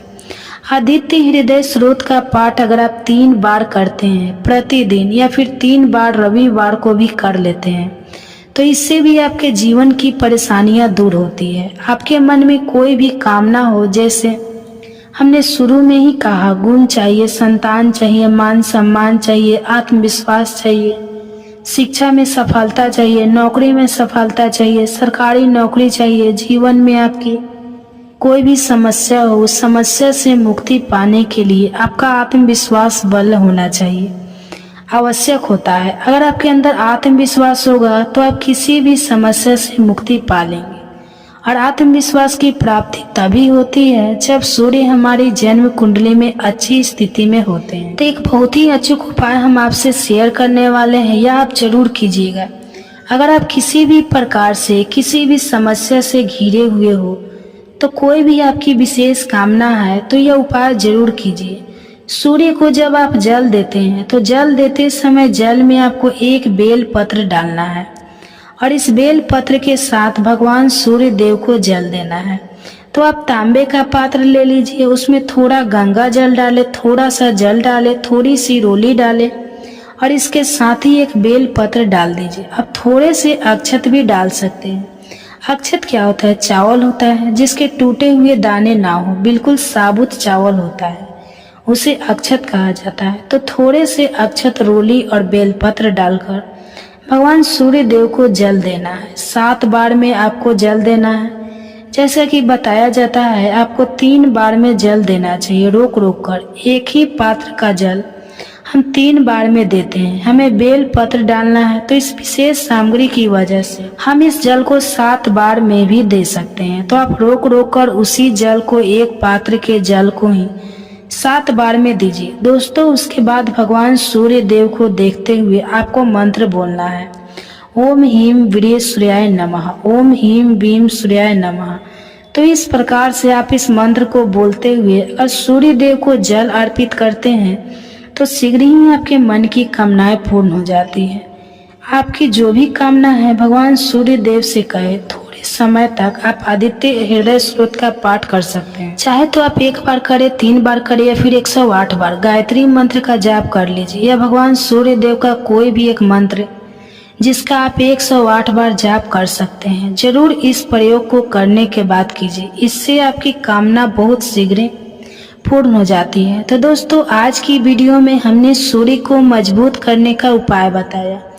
तो सूर्य को मजबूत करना बहुत आवश्यक है। सूर्य आत्मा के कारक है, और जब से जरूरी है कि आत्मविश्वास का बली होना। अगर हम जीवन में किसी भी प्रकार की सफलता पाना चाहते हैं तो बहुत जरूरी है कि आप सूर्य देव की आराधना कीजिए, प्रतिदिन कीजिए, और रविवार के दिन विशेष रूप से कीजिए। सच्ची श्रद्धा से कमेंट बॉक्स में लिखे, जय सूर्य देवाय नमः। तो दोस्तों, बजरंग बली की कृपा से जीवन में चारों दिशाओं से खींचा हुआ धन चला आएगा। दोस्तों, खुशियाँ आपके घर का जो पता भूल गई है, तो आज का ये उपाय आपको जरूर सुख देगा। तो दोस्तों, 15 दिनों के भीतर आप खुशी से दिल खोलकर हंसेंगे। तो आज की इस वीडियो में हमने कपूर के और लौंग का 12 उपाय बताए हैं, जो पूज्य गुरुजी प्रदीप जी मिश्रा अपने कथाओं में अक्सर बताते रहते हैं। तो आज की इस वीडियो में आपको 12 उपाय जानने को मिलेंगे, और हर उपाय एक से बढ़कर एक है। बस कपूर का 1 सा टुकड़ा आपको अपने घर में सही जगह पर रखना है। कि जिससे आपके घर में खुशियाँ ही खुशियाँ आए। तो दोस्तों, यह उपाय थोड़ा सा तरीके से करना है और एक सही टाइम पर करना है। कैसे करना है वह सब जानकारी आपको इस वीडियो में मिल जाएंगे। तो हम सभी जानते हैं कि हर व्यक्ति दुनिया का, चाहे जो भी इंसान हो, जहाँ भी रहता हो, सबके घर में कुछ न कुछ तरह की समस्या है। किसी के घर में कुछ है तो किसी के घर में कुछ है। चाहे वो बीमारी हो, धन की कमी हो, व्यापार नहीं चल रहा हो, कला होता है तो सुख समृद्धि में कमी आ गई, बच्चे की पढ़ाई अच्छी नहीं चल रही है, तो हर परेशानी का उपाय आपको इसी एक वीडियो में बताएंगे। तो आपसे कि इस वीडियो को पूरा देखिएगा और जो आपके दोस्त हो, जो आपके फैमिली मेम्बर्स हो, उनको भी इसे शेयर करिएगा, क्योंकि उनको भी लाभ मिले और पुण्य मिले। तो एक बहुत अच्छी बात है, तो आपसे रिक्वेस्ट है कि इस वीडियो को पूरा देखिएगा और अगर चैनल पर नए हैं तो चैनल को ज़रूर सब्सक्राइब कर लीजिएगा। और वीडियो में अगर आपके काम की जानकारी लगे, वीडियो पसंद आए तो एक लाइक कर दीजिएगा। तो चलिए जानते हैं कपूर के चमत्कारी उपाय के बारे में।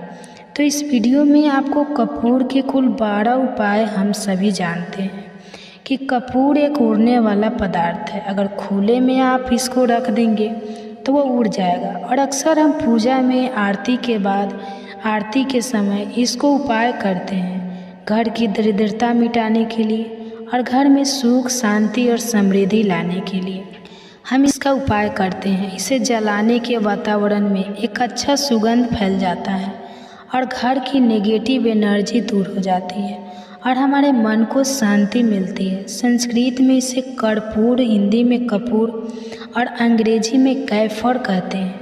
जो पहला जो है, आपके घर में लड़ाई झगड़ा बहुत ज़्यादा होता है, छोटी छोटी बातों पर ही गाली गलौज होने लगता है, परिवार रिश्ते भूल जाता है कि कौन बड़ा है कौन छोटा है। तो इसके लिए आपको क्या करना है, आपको एक कपूर का टुकड़ा लेना है, एक पीस कपूर ले लीजिए। मार्केट में आपको 3 तरह के कपूर मिलते हैं, पहला गोलाकार का, दूसरा चौकोर का और तीसरा भीम। तो सैनिक कपूर मिलता है जिसे हम ढीला कपूर या देसी कपूर भी कहते हैं। तो आप कोई भी कपूर ले लीजिए, उसको 4 भाग में बांट दीजिए। एक कपूर के आपको 4 टुकड़े करने हैं। ज़रूरी नहीं कि आपका टुकड़ा बराबर बराबर भाग में टूटे, क्योंकि दोस्तों थोड़ा 19-20 भी हो तो कोई बात नहीं है, 4 भाग में होना चाहिए बस। अब आपका एक कपूर का पीस 4 भाग में बट गया। अब क्या करना है, जब भी आपके घर में लड़ाई झगड़ा हो, अगर आपके साथ होती है या आपके घर के किसी फैमिली मेम्बर के साथ होती है, तो आपको क्या करना है, जिस भी घर में लड़ाई हो, जिस भी कमरे में लड़ाई हो, अक्सर या अगर हॉल में हो, तो उस 4 टुकड़ों को क्या करना है, जैसे कि समझिए कि आपके बेडरूम में लड़ाई हो रही है, तो आपको क्या करना, चारों टुकड़ों को लड़ाई हो रही है तो हो जाने दीजिए। आप शांत रहिए, चाहे कोई भी पक्ष गलत हो या सही हो, आप शांत रहिए। आपको आगे आने वाले 2 स्टेप आपको आगे सोच के चलना है, जो आपको बोलना वाला है तो बोल लेने दीजिए, गाली गलौज जरा दे दीजिए, आप शांत रहिए, बस 2 मिनट सह लीजिए, झगड़ा समाप्त हो गया। अब आप कपूर के टुकड़े करिए, चारों टुकड़े को जिस घर में लड़ाई हुई उस घर के चारों कोने में छोटे छोटे टुकड़े, इतने छोटे छोटे हैं आपको वह देखेंगे, मतलब बहुत छोटे हो जाएंगे टुकड़े, आपके चारों ओर में रख दीजिए। ठीक है, तो आपने रख दिया इसको। अब आपको यह देखने में बिल्कुल ही बेकार सा लगेगा कि भाई यह कपूर का टुकड़ा 4 हमने कर दी, यह हमारे घर के झगड़े कैसे रोक सकता है। पर कहते हैं ना कि देखने में बस एक कपूर के 4 टुकड़े कर देने से हमारे घर का कलह शांत हो सकता है, लड़ाई रुक सकती है। और यह एक बहुत ही असर उपाय है, यह उपाय बहुत ही तेज़ी से काम करता है। जब भी आपके घर पर लड़ाई झगड़ा होगा ना, तो आपको बस यही काम करना है, कुछ ही दिनों में आपके घर का माहौल बिल्कुल शांत हो जाएगा। घर चारों कोनों का एक एक टुकड़ा रख देना है। जो भी आपके घर का गुस्सैल व्यक्ति होगा ना, वह जो आपके घर में झगड़ा करता होगा, आप देखेंगे 15 दिन के भीतर उसका जो दिमागी संतुलन है वह सही तरीके से हो जाता है और वह कभी भी झगड़ा नहीं करना चाहेगा, किसी भी परिवार के सदस्य से वह अगर झगड़ा करता होगा तो अब वह नहीं करेगा। तो हाँ, थोड़ा सा समय लगेगा उसे पूरी तरह बदलने में। तो आप इस उपाय को करके देखिए, आपके घर का माहौल शांत हो जाएगा। अब दूसरा जो उपाय है आपका दुकान है, पर आपकी दुकान पर ग्राहक अब कम होते जा रहे हैं, आपके काम में तरक्की नहीं हो रही है, या आप नौकरी करते हैं, आपकी नौकरी में तरक्की नहीं हो रही है, या आपको नौकरी की खोज है। नौकरी चाहे प्राइवेट हो या सरकारी हो, नौकरी होती है तो नौकरी ही है, उससे हमारे घर का खर्चा चलता है। काम धंधा हो या नौकरी हो, उसके लिए यह उपाय आपका बहुत काम करता है। घर में अगर सुख शांति समृद्धि की अपनी कमी हो गई हो, आपके घर में पैसे रुपए नहीं बचते हैं, आमदनी या ठनी और आपको 2-4 रुपया ज़्यादा ही हो जाता है, तो आपको क्या करना है? आपको करना एक कांच का कटोरी ले लीजिए। कांच की कटोरी में आपको 7 पीस कपूर डाल देना है। 7 पूरे के पूरे 7 गोली कपूर की डालनी है, चाहे डालिए या गोल्ड डालिए, 7 आपको कपूर डाल देना है, 7 पीस। फिर उसमें आपको मेडिकल पर आ जाएंगे तो आपको वह आज साइज में देते हैं, वह नहीं, आपको फिटकिरी लेनी है जिसका गुड़ होता है। तो उस तरह का वह ढेला फिटकिरी का होगा, आपको किराना दुकान पर, राशन दुकान पर मिल जाएगा।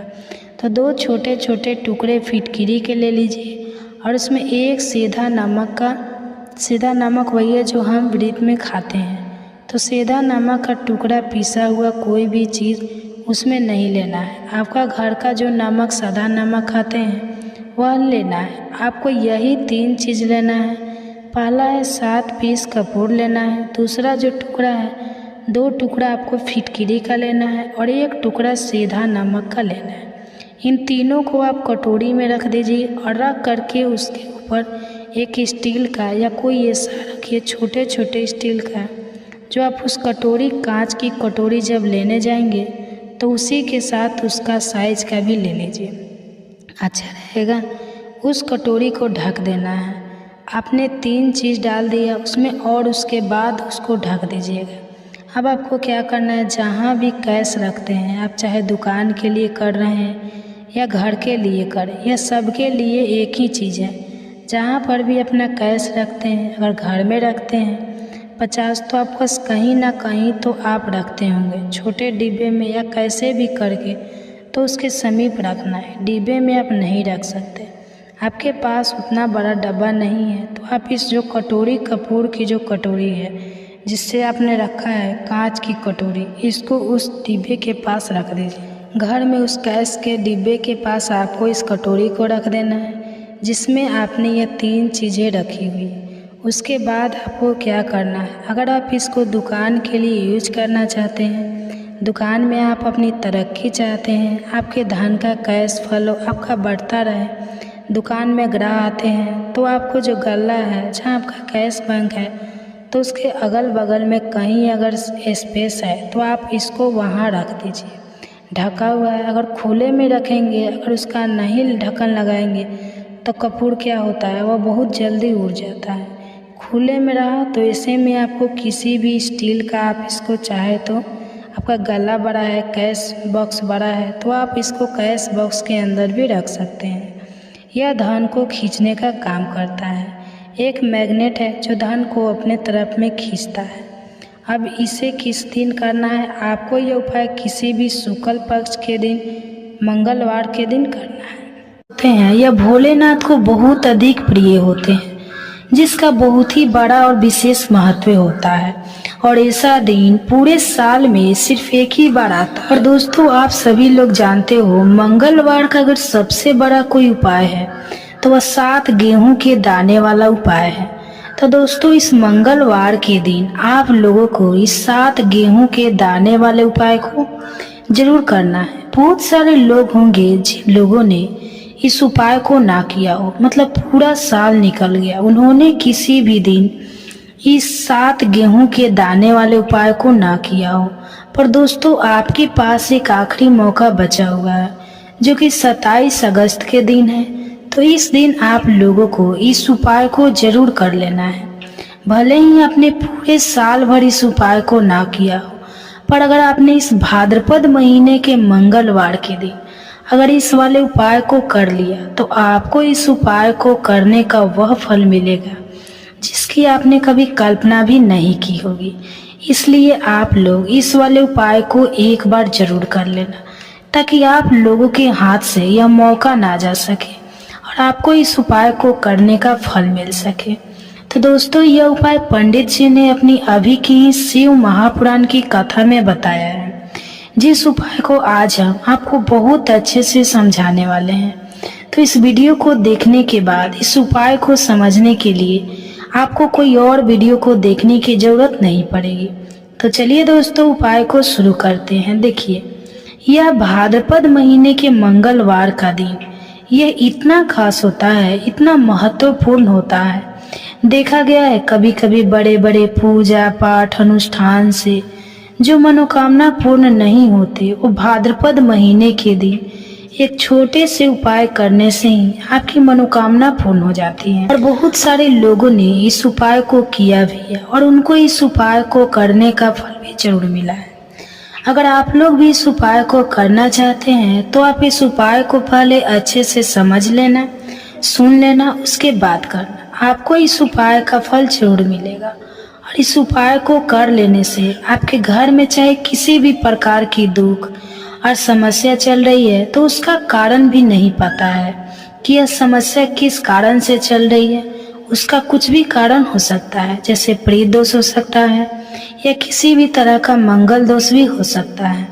तो इस दिन आप लोगों को यह वाला उपाय कर लेना है। यह एक ऐसा उपाय है जिस उपाय को अगर किसी विशेष दिन पर किया जाए तो भाई उस विशेष दिन का जो है वह तो हमें फल मिलता ही मिलता है।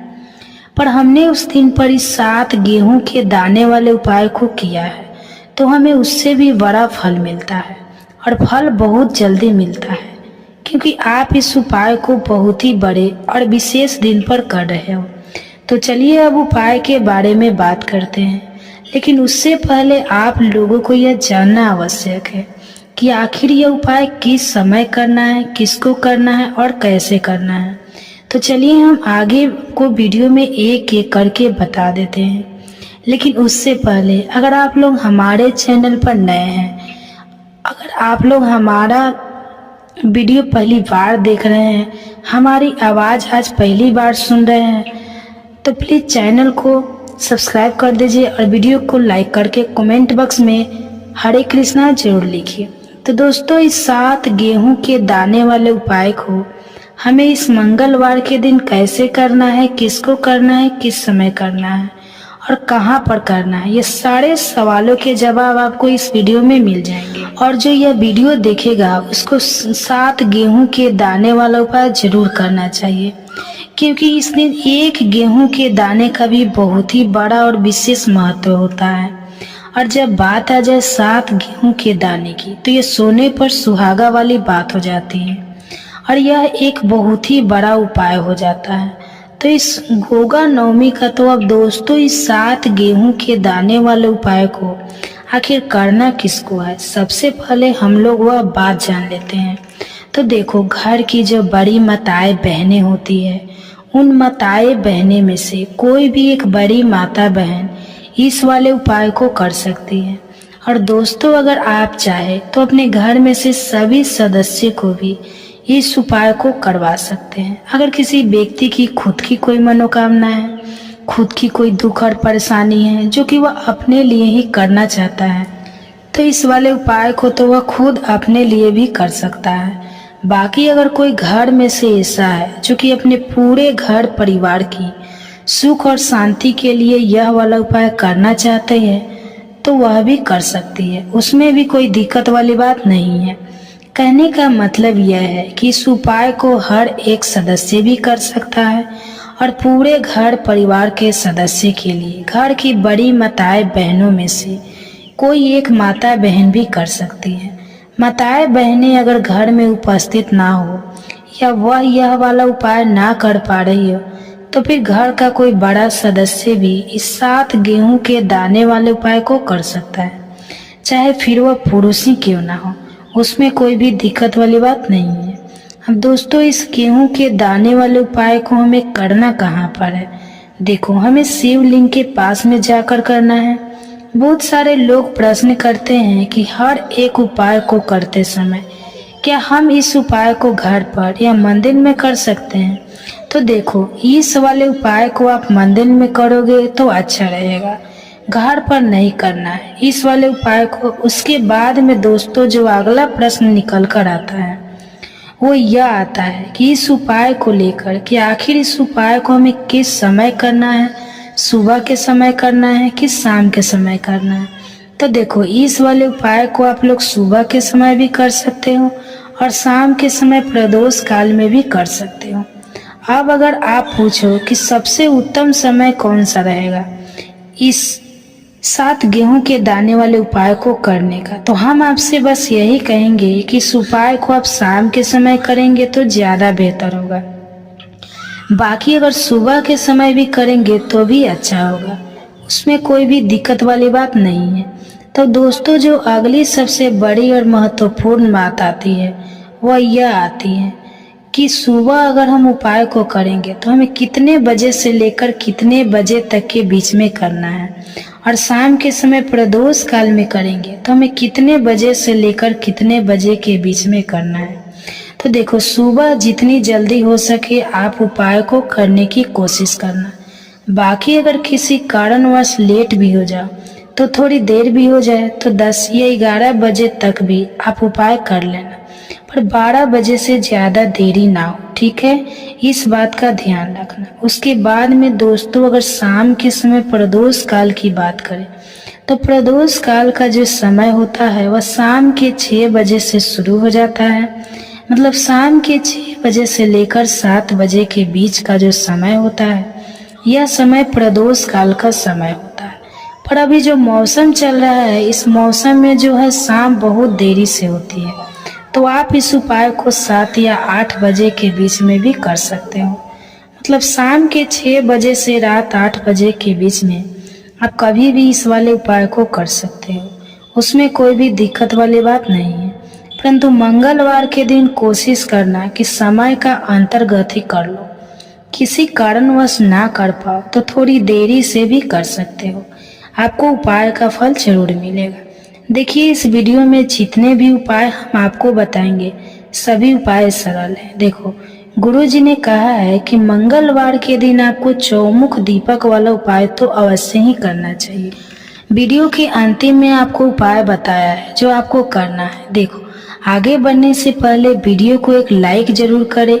सबसे पहला उपाय, यदि आपके जीवन में कर्जा बहुत अधिक है, आपके जीवन में संकट बहुत अधिक रहते हैं, आपके ऊपर बहुत अधिक विपदा आ रही है, बार बार आपको अपने व्यापार में और अपने धन में हानि देखने को मिल रही है, यानी कि आपको प्रत्येक कार्य में हानि हो रही है, तो आपको यह उपाय करना चाहिए। देखिए इस उपाय के लिए आपको मात्र 1 लौंग का जोड़ा लेना है, यानी कि 2 फूल वाली लौंग लेनी है।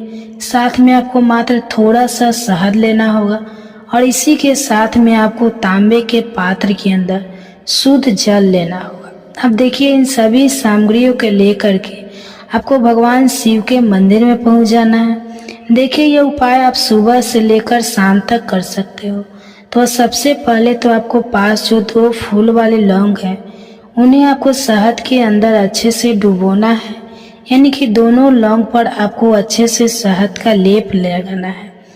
अब आपको जो आपके पास 1 लोटा जल है सबसे पहले तो उसे शिवलिंग पर धीरे धीरे समर्पित करना है और श्री शिवाय नमस्तुभ्यम इस मंत्र का जाप करते हुए समर्पित कर देना है।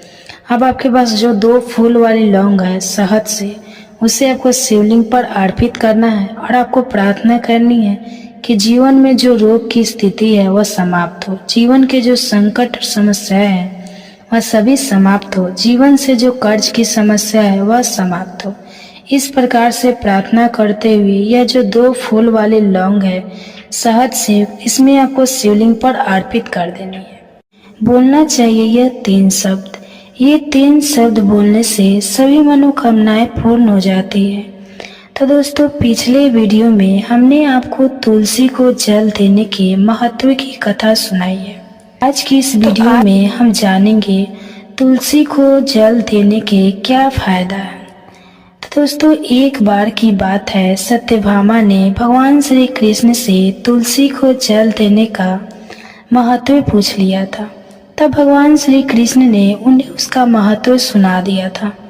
आगे देवी सत्यभामा कहती है, हे स्वामी, आपने मुझे तुलसी को जल देने का महत्व तो बता दिया, किंतु अब मेरे मन में यह जानने की जिज्ञासा हो रही है कि तुलसी को जल कैसे देना चाहिए। तुलसी को जल देने की सर्वोत्तम विधि कौन सी है तथा तुलसी को जल देने का मंत्र कौन सा है। कृपया आप मुझे इन सभी प्रश्नों का उत्तर दें।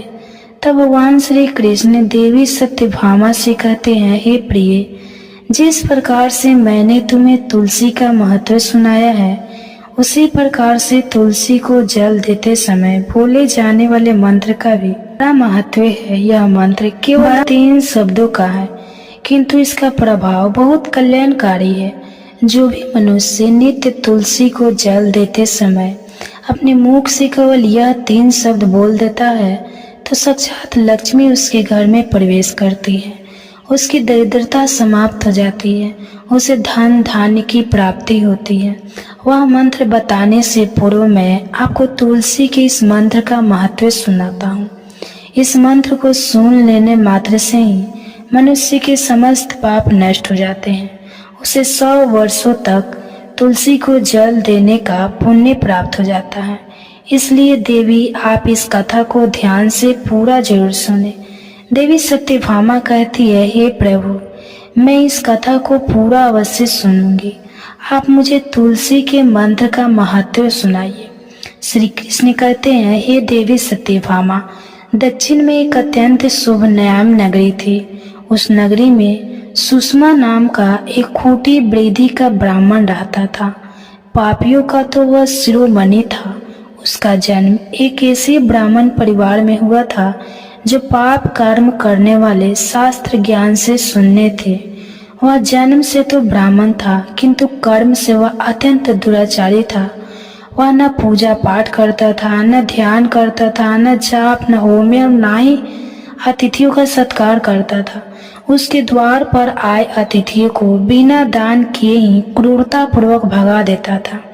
स्त्री लंपटा होने के कारण वह सदैव ही प्राय स्त्रियों में आसक्त रहता था।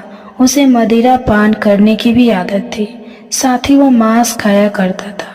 वह दिन में खेत में काम करके पत्ते बेचकर जीविका चलाया करता था और रात्रि में वेश्याओं को सेवन करता था।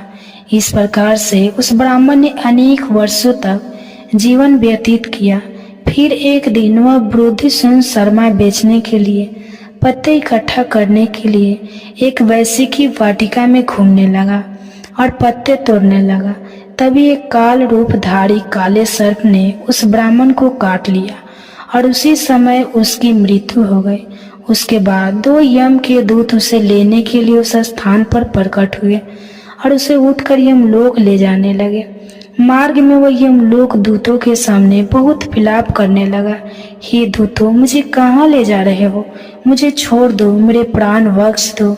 किंतु यमदूत उसे यह कहते हुए ले जाने लगे, अरे दुष्ट ब्राह्मण, तेरे पाप कर्मों के कारण तुझे सांप ने काट लिया है। अब यमराज तुझे अवश्य घोर नरक में डाल देंगे। फिर यम के दूत उस ब्राह्मण को लेकर यमलोक पहुँचते हैं और यमराज के सामने खड़े हो जाते हैं। चित्रगुप्त उस ब्राह्मण का लेखा जोखा निकालते हैं और यमराज से कहते हैं, हे धर्मराज, इस ब्राह्मण ने बचपन से लेकर मृत्यु तक पाप ही पाप किया है, कभी कोई पुण्य का काम नहीं किया है। फिर धर्मराज अपने दूतों से कहते हैं, हे दूतों, इस घोर पाप करने वाले ब्राह्मण को उठाकर ले जाओ और इसे नरक में डाल दो। फिर यम के दूत उस ब्राह्मण को ले जाते हैं और नरक की भयंकर अग्नि में धकेल देते हैं। अनेक वर्षों तक नरक में सजा भुगतने के बाद उस ब्राह्मण को दूसरे जन्म में एक बैल का शरीर मिलता है। बैल का जन्म पाकर वह बोझ उठाने का काम करने लगा। उसका मालिक उसे दिन रात काम करवाने लगा। फिर जब उस बैल की शक्ति कम हुई तो उसके मालिक ने उसे एक लड़े आदमी को बेच दिया। उस लंगड़े आदमी ने उस बैल को खुद का बोझ उठाने के लिए उपयोग किया और उसकी पीठ पर बैठकर घूमा करता था। इस प्रकार से उस बैल ने 8 वर्ष तक उस लंगड़े आदमी का बोझ उठाया। फिर एक दिन वह लंगड़ा आदमी उस बैल की पीठ पर बैठकर किसी ऊंचे पर्वत पर जाने लगता है। उस पर्वत पर बहुत देर तक चढ़ने के कारण वह बैल बहुत थक गया। उसकी शक्ति क्षीण हो गई और कुछ समय बाद वह बैल बहुत जोर से मूर्छित होकर जमीन पर गिर पड़ा और अंतिम सांस लेने लगा। तभी वहां पर खड़े लोगों को उस बैल पर बड़ी दया आ गई और वे अपने उसने मुख में पानी डालने लगे। फिर इन लोगों ने, एक पुण्यात्मा व्यक्ति था, उसने उस बैल का कल्याण करने के लिए अपना पुण्य उस बैल को दे दिया। उसे देखकर अन्य लोगों ने भी अपना अपना पुण्य याद करके कुछ पुण्य उस बैल को दे दिया ताकि उसे मुक्ति मिल सके। उसी भीड़ में एक वैश्या भी खड़ी हुई थी। सभी लोग अपना पुण्य उस बैल को दे रहे थे। यह देखकर उस वैश्या ने भी अपना पुण्य उस बैल को दे दिया। कुछ देर बाद उस बैल की मृत्यु हो जाती है।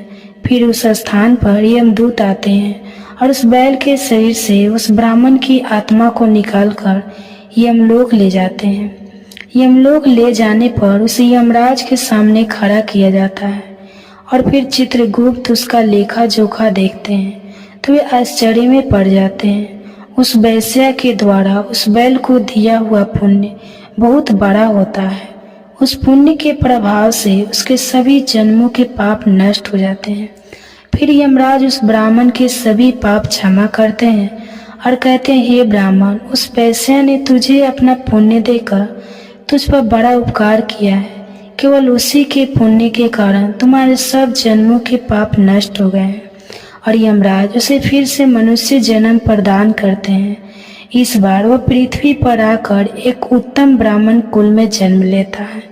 उस महापुण्य के प्रभाव से उसे इस नए जन्म में अपने पूर्व जन्म की बातें याद आने लगती हैं।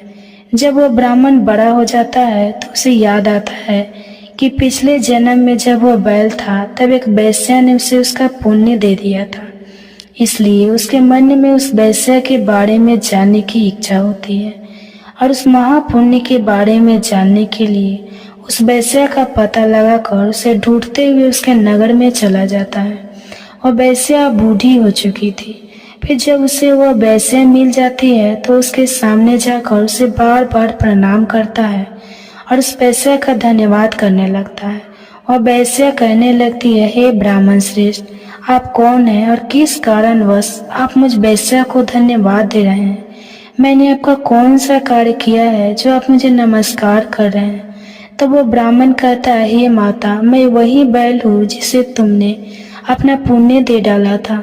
अपने पाप के कर्मों के कारण मुझे पिछले जन्म में बैल होना पड़ा था। उस पर्वत पर जब मैं मर रहा था तो तुमने मुझे अपना पुण्य दिया था। तुम्हारे पुण्य के प्रभाव से ही आज मुझे फिर से मनुष्य जन्म मिला है। तुम्हारे द्वारा किए गए उसी पुण्य के कारण मुझे अपने पूर्व जन्म की सारी बातें याद है। किंतु हे माता, मैं आज यहाँ पर यह जानने के लिए आया हूँ कि तुमने मुझे उस समय पर अपना कौन सा पुण्य दिया था जिस कारण से मेरे सभी जन्मों के पाप नष्ट हो चुके हैं। मैं उस पुण्य के बारे में जानना चाहता हूँ। तब वैश्या ने कहा, हे ब्राह्मण श्रेष्ठ, मैंने तो अपने जीवन में कोई पुण्य के काम नहीं किए हैं, किंतु मेरे घर में एक तोता है जो पिंजरे में रहकर हमेशा कुछ बोलता रहता है, जिसे सुनकर मेरा अंतःकरण पवित्र हो गया। उसी तोते के द्वारा बोले गए मंत्र का पुण्य मैंने तुम्हें दान में दिया था। फिर वह वैश्य और वह ब्राह्मण उस तोते के पास जाते हैं और उसे पूछने लगते हैं, हे शुक, तुम कौन सा मंत्र बोलते रहते हो जिससे हमारे जीवन का उद्धार हुआ है? यह मंत्र तुम्हें किसने सिखाया और इस मंत्र का क्या अर्थ होता है? तब उस तोते ने अपने पूर्व जन्म का वृत्तांत सुनना आरंभ किया। वह तोता कहने लगा, हे ब्राह्मण श्रेष्ठ, पिछले जन्म में मैं एक ब्राह्मण था। मैं अपने ज्ञान के अहंकार में अंधा हो चुका था। मैंने कभी गुरुजनों का आदर नहीं किया, सदैव उनका अपमान किया। मुझे अपने ज्ञान पर इतना अधिक घमंड हो गया था कि जिस कारण से मेरा क्रोध बहुत अधिक बढ़ गया और मैं सभी से द्वेष करने लगा, अन्य मनुष्य को तुच्छ समझने लगा, विद्वानों का भरी सभा में अपमान करने लगा। फिर कालांतर में मेरी मृत्यु हो गई और मुझे यमलोक ले जाया गया। पूज्य जनों और गुरुजनों का अपमान करने के कारण मुझे तोते के कुल में डाल दिया गया और मेरा जन्म एक तोते के रूप में हो गया। मेरे पाप कर्मों के कारण छोटी अवस्था में ही मेरा अपने माता पिता से हो गया। फिर मैं पेड़ की डाल पर बैठकर रो रहा था तो उसी स्थान से कुछ मुनि जा रहे थे। उन्होंने मेरी दयनीय पुकार सुनी और मुझे लेकर अपने आश्रम में चले गए। वहाँ उस आश्रम पर उन्होंने मुझे एक सुंदर पिंजरे में रखा और मेरा अच्छी तरह से ख्याल रखा। वे मुझे नित्य भोजन दिया करते थे और पढ़ाते थे। उस स्थान पर वे रस मुनि, उनकी स्त्रियां और बालक सभी नित्य तुलसी के पौधे को जल देते थे और उसके सामने एक मंत्र का जाप करते थे। उन्हीं के मुख बार बार उस मंत्र को सुनकर मैंने उसे रट लिया और तभी से मैं इस मंत्र को जान गया हूँ और वही मंत्र मैं दिन रात बोलता हूँ। उस मंत्र के प्रभाव से मेरी कभी मृत्यु नहीं हुई और मेरी आयु 100 वर्ष की हो गई है और मैं इतने वर्षों तक जीवित रहा। इसी बीच एक रात को एक चोर उस स्थान पर आ गया और उसने मुझे वहां से चुरा लिया और फिर इस वेश्या ने मुझे उस चोर से खरीद लिया। इस वेश्या के घर पर आने के बाद भी मैं उस मंत्र को बोलता रहता था, जिसे सुनकर इस वेश्या का मन भी पवित्र हो गया और वेश्या का काम छोड़कर भगवान विष्णु की भक्ति करने लगे। इसी मंत्र के प्रभाव से मेरे पूर्व जन्मों के सभी पाप नष्ट हो गए और उसी मंत्र के प्रभाव से इस वेश्या का भी अंत पवित्र हो गया। हे ब्राह्मण देवता, उसी मंत्र के पुण्य से आप भी पाप मुक्त हो गए हैं। इस प्रकार से तोते ने उस ब्राह्मण को और उस वैश्या को सारा वृतांत सुना दिया, जिसे सुनकर वह ब्राह्मण और वैश्या दोनों ही अत्यंत प्रसन्न हुए और फिर वे दोनों ही नित्य तुलसी को जल देकर उस मंत्र का जाप करने लगे।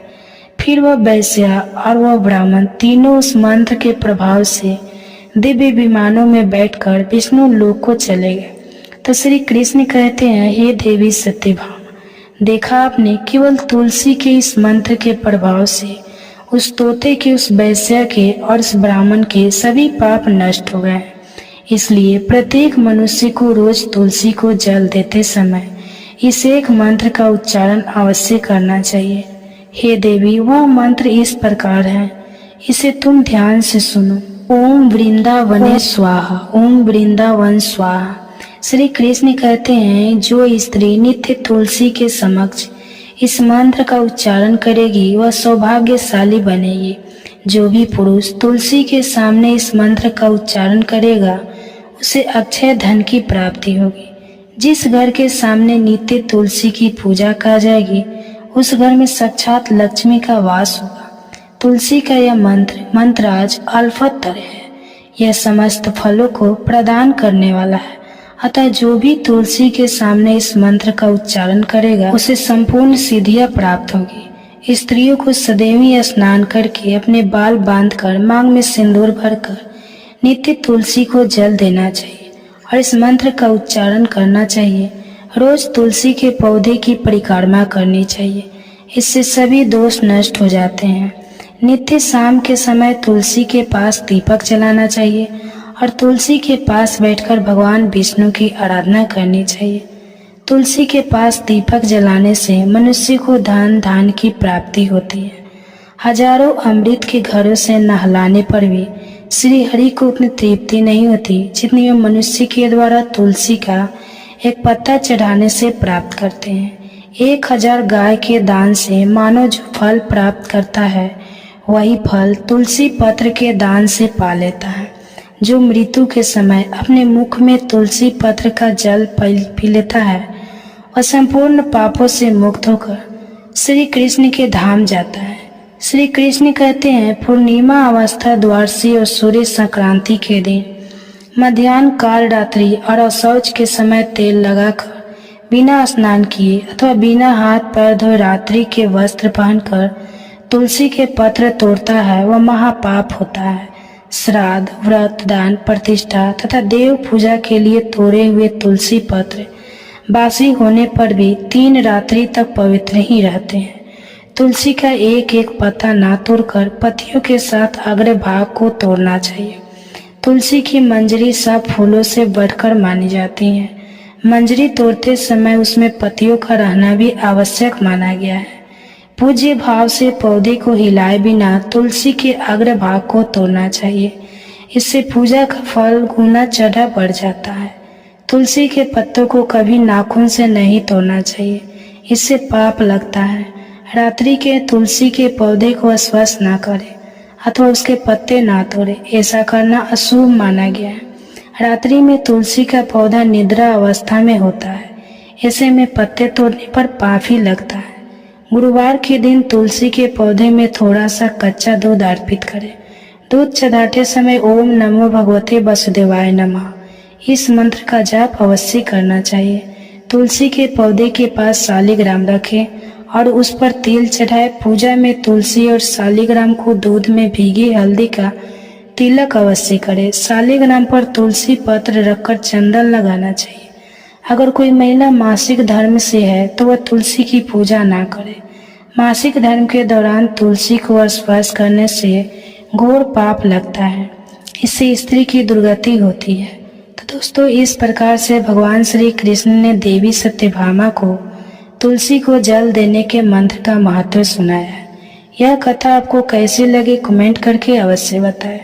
अगर यह कथा अच्छी लगी तो वीडियो को लाइक करें और कमेंट बॉक्स में जय श्री कृष्णा जरूर लिखें। बताया हुआ है।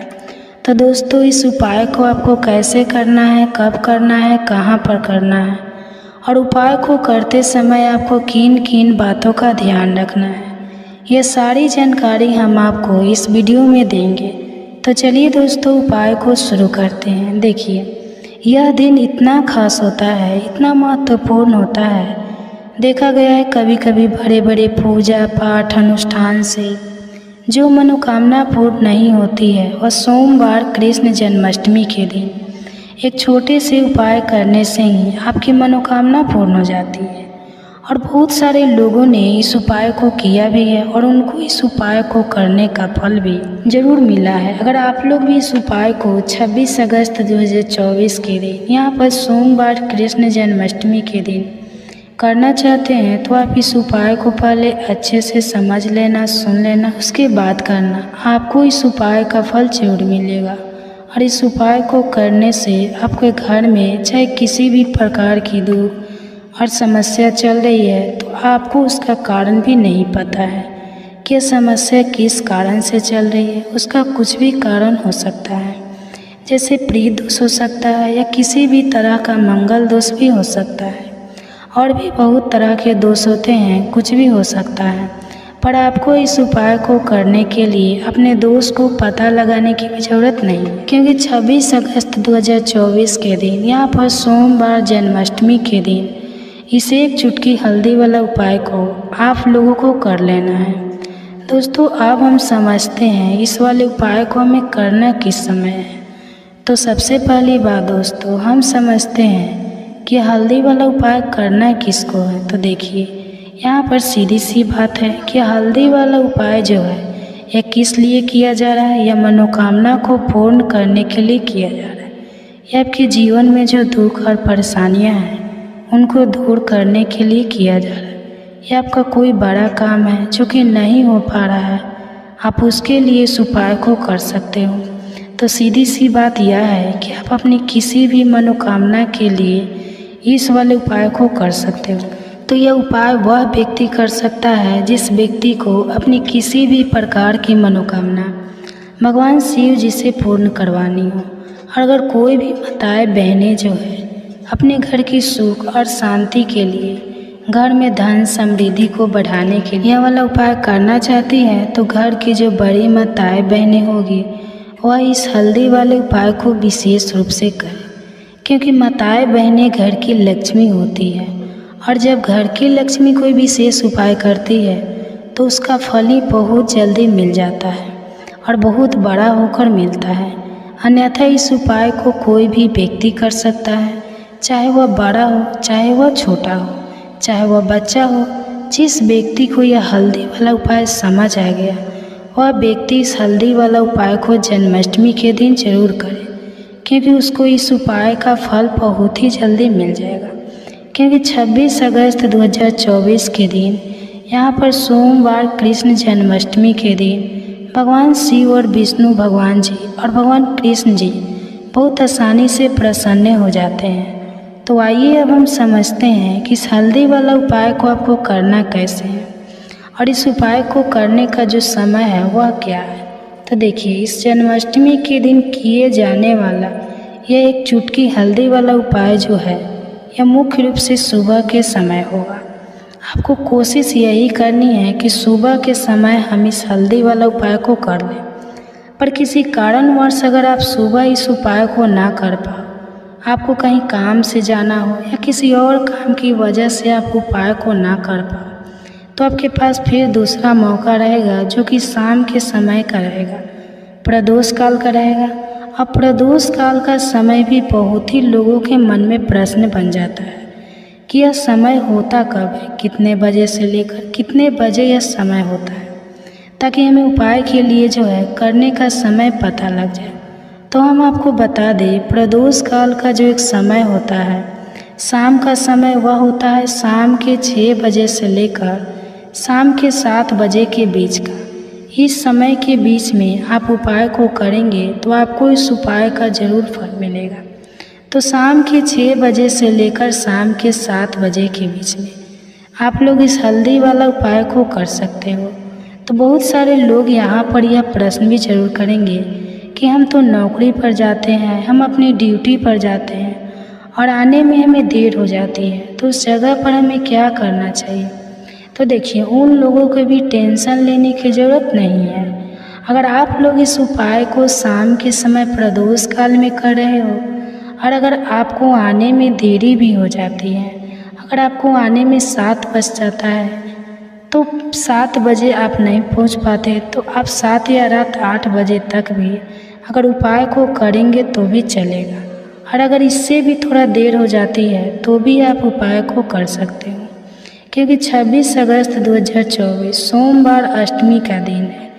यह दिन बहुत ही कम आता है पूरे साल भर में, इसलिए जब आपको मौका मिल जाए तब आप इस उपाय को ज़रूर कर लेना। कोई भी उपाय हो आप कभी भी कर सकते हो। तो जन्माष्टमी के दिन बस कोशिश करना कि समय का थोड़ा अंतर्गति कर लो, पर किसी कारणवश अगर ना कर पाओ तो फिर आप थोड़ा देरी से भी कर सकते हो, आपको उपाय का फल जरूर मिलेगा। तो देखिए, जन्माष्टमी के दिन पर विशेषकर श्री हरि विष्णु और भगवान कृष्ण का पूजन किया जाता है।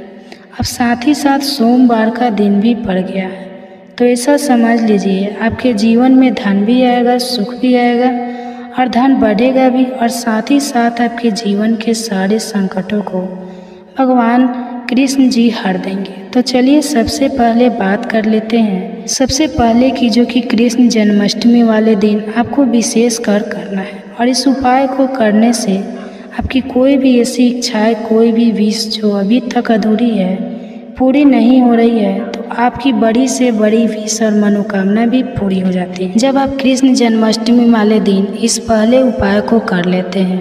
तो देखिए, आप सभी जानते हैं कि श्री हरि विष्णु और कृष्ण जी जो है उन्हें तुलसी दल सबसे भी प्रिय है, क्योंकि तुलसी माता के श्री कृष्ण जी अधूरे हैं और बिना तुलसी के पत्तों के श्री कृष्ण का भोग अधूरा है। अब श्री कृष्ण को प्रसन्न करके आप अपनी मनोकामना को पूरा कर सकते हैं, क्योंकि श्री कृष्ण अगर प्रसन्न हो गए तो आपकी कोई भी विश और इच्छा, मनोकामना अधूरी नहीं रहेगी। तो आपको तुलसी के 5 पत्ते लेने हैं। अब जिस दिन कृष्ण जन्माष्टमी है उस दिन तुलसी के पत्ते ना तोड़ें, पहले से ही तोड़ कर रख लें। अब यह 5 तुलसी के पत्ते जो आपने लिए हैं, यह 5 तुलसी के पत्ते आपको श्री हरि विष्णु और श्री कृष्ण को अर्पित अपने घर के मंदिर में ही, ठीक है, ऐसा आपको करना है। आपके घर में श्री हरि विष्णु की कोई मूर्ति है या श्री कृष्ण की मूर्ति है या लड्डू गोपाल है, जो भी प्रतिमा है, वहाँ पर यह 5 तुलसी के पत्ते आप रखें और साथ ही साथ एक देसी घी का दीपक गोल बाती का आपको लगाना है और ओम नमो भगवते वसुदेवाय नमः। इस मंत्र का आपको 11 बार जाप करना है। देखो मंत्र कौन सा है, ओम नमो भगवते वसुदेवाय नमः। और फिर श्री कृष्ण से अपनी विश, अपनी इच्छा, अपनी मनोकामना कह देना है।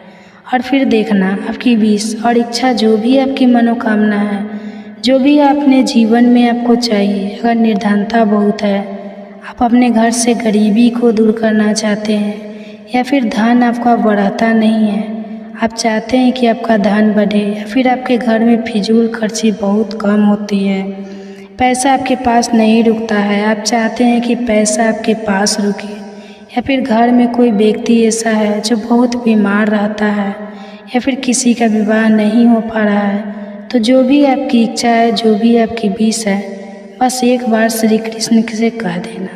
क्योंकि सोमवार अष्टमी भी इस दिन है, साथ ही साथ साल का सबसे बड़ा महीना है।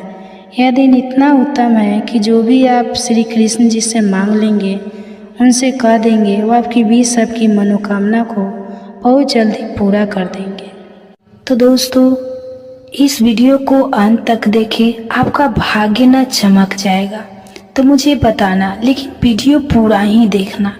एक लाइक ज़रूर करें अगर आप भगवान कृष्ण से प्यार करते हैं, लड्डू गोपाल से प्यार करते हैं, राधा रानी से प्यार करते हैं, तो एक लाइक ज़रूर करना। जन्माष्टमी बार बार नहीं आती, तो सच्चे दिल से कमेंट बॉक्स में लिखिए राधे राधे, जय श्री कृष्णा। दोस्तों, पंचांग के अनुसार इस साल भाद्रपद माह के कृष्ण पक्ष की अष्टमी तिथि की शुरुआत 26 अगस्त की रात 3:39 पर होगी और 27 अगस्त रात 2:19 पर इसका समाप्त होगा। तो ऐसे में दोस्तों, 26 अगस्त 2024 के दिन कृष्ण जन्माष्टमी का व्रत रखा जाएगा। तो हर साल भाद्रपद मास के कृष्ण पक्ष की अष्टमी तिथि को कृष्ण जन्माष्टमी के रूप में मनाया जाता है। तो द्वापर में श्री कृष्ण परम पुरुषोत्तम भगवान का जन्म भाद्रपद की अष्टमी तिथि रोहिणी नक्षत्र और चंद्रमा वृषभ राशि में मध्य रात्रि में हुआ। उनके जन्म लेते ही दिशाएं स्वच्छ और प्रसन्न एवं समस्त पृथ्वी मंगलमय हो गई थी। विष्णु के अवतार श्री कृष्ण के प्रकट होते ही जेल की कोठरी में प्रकाश फैल गया। कृष्ण के प्राकट्य से स्वर्ग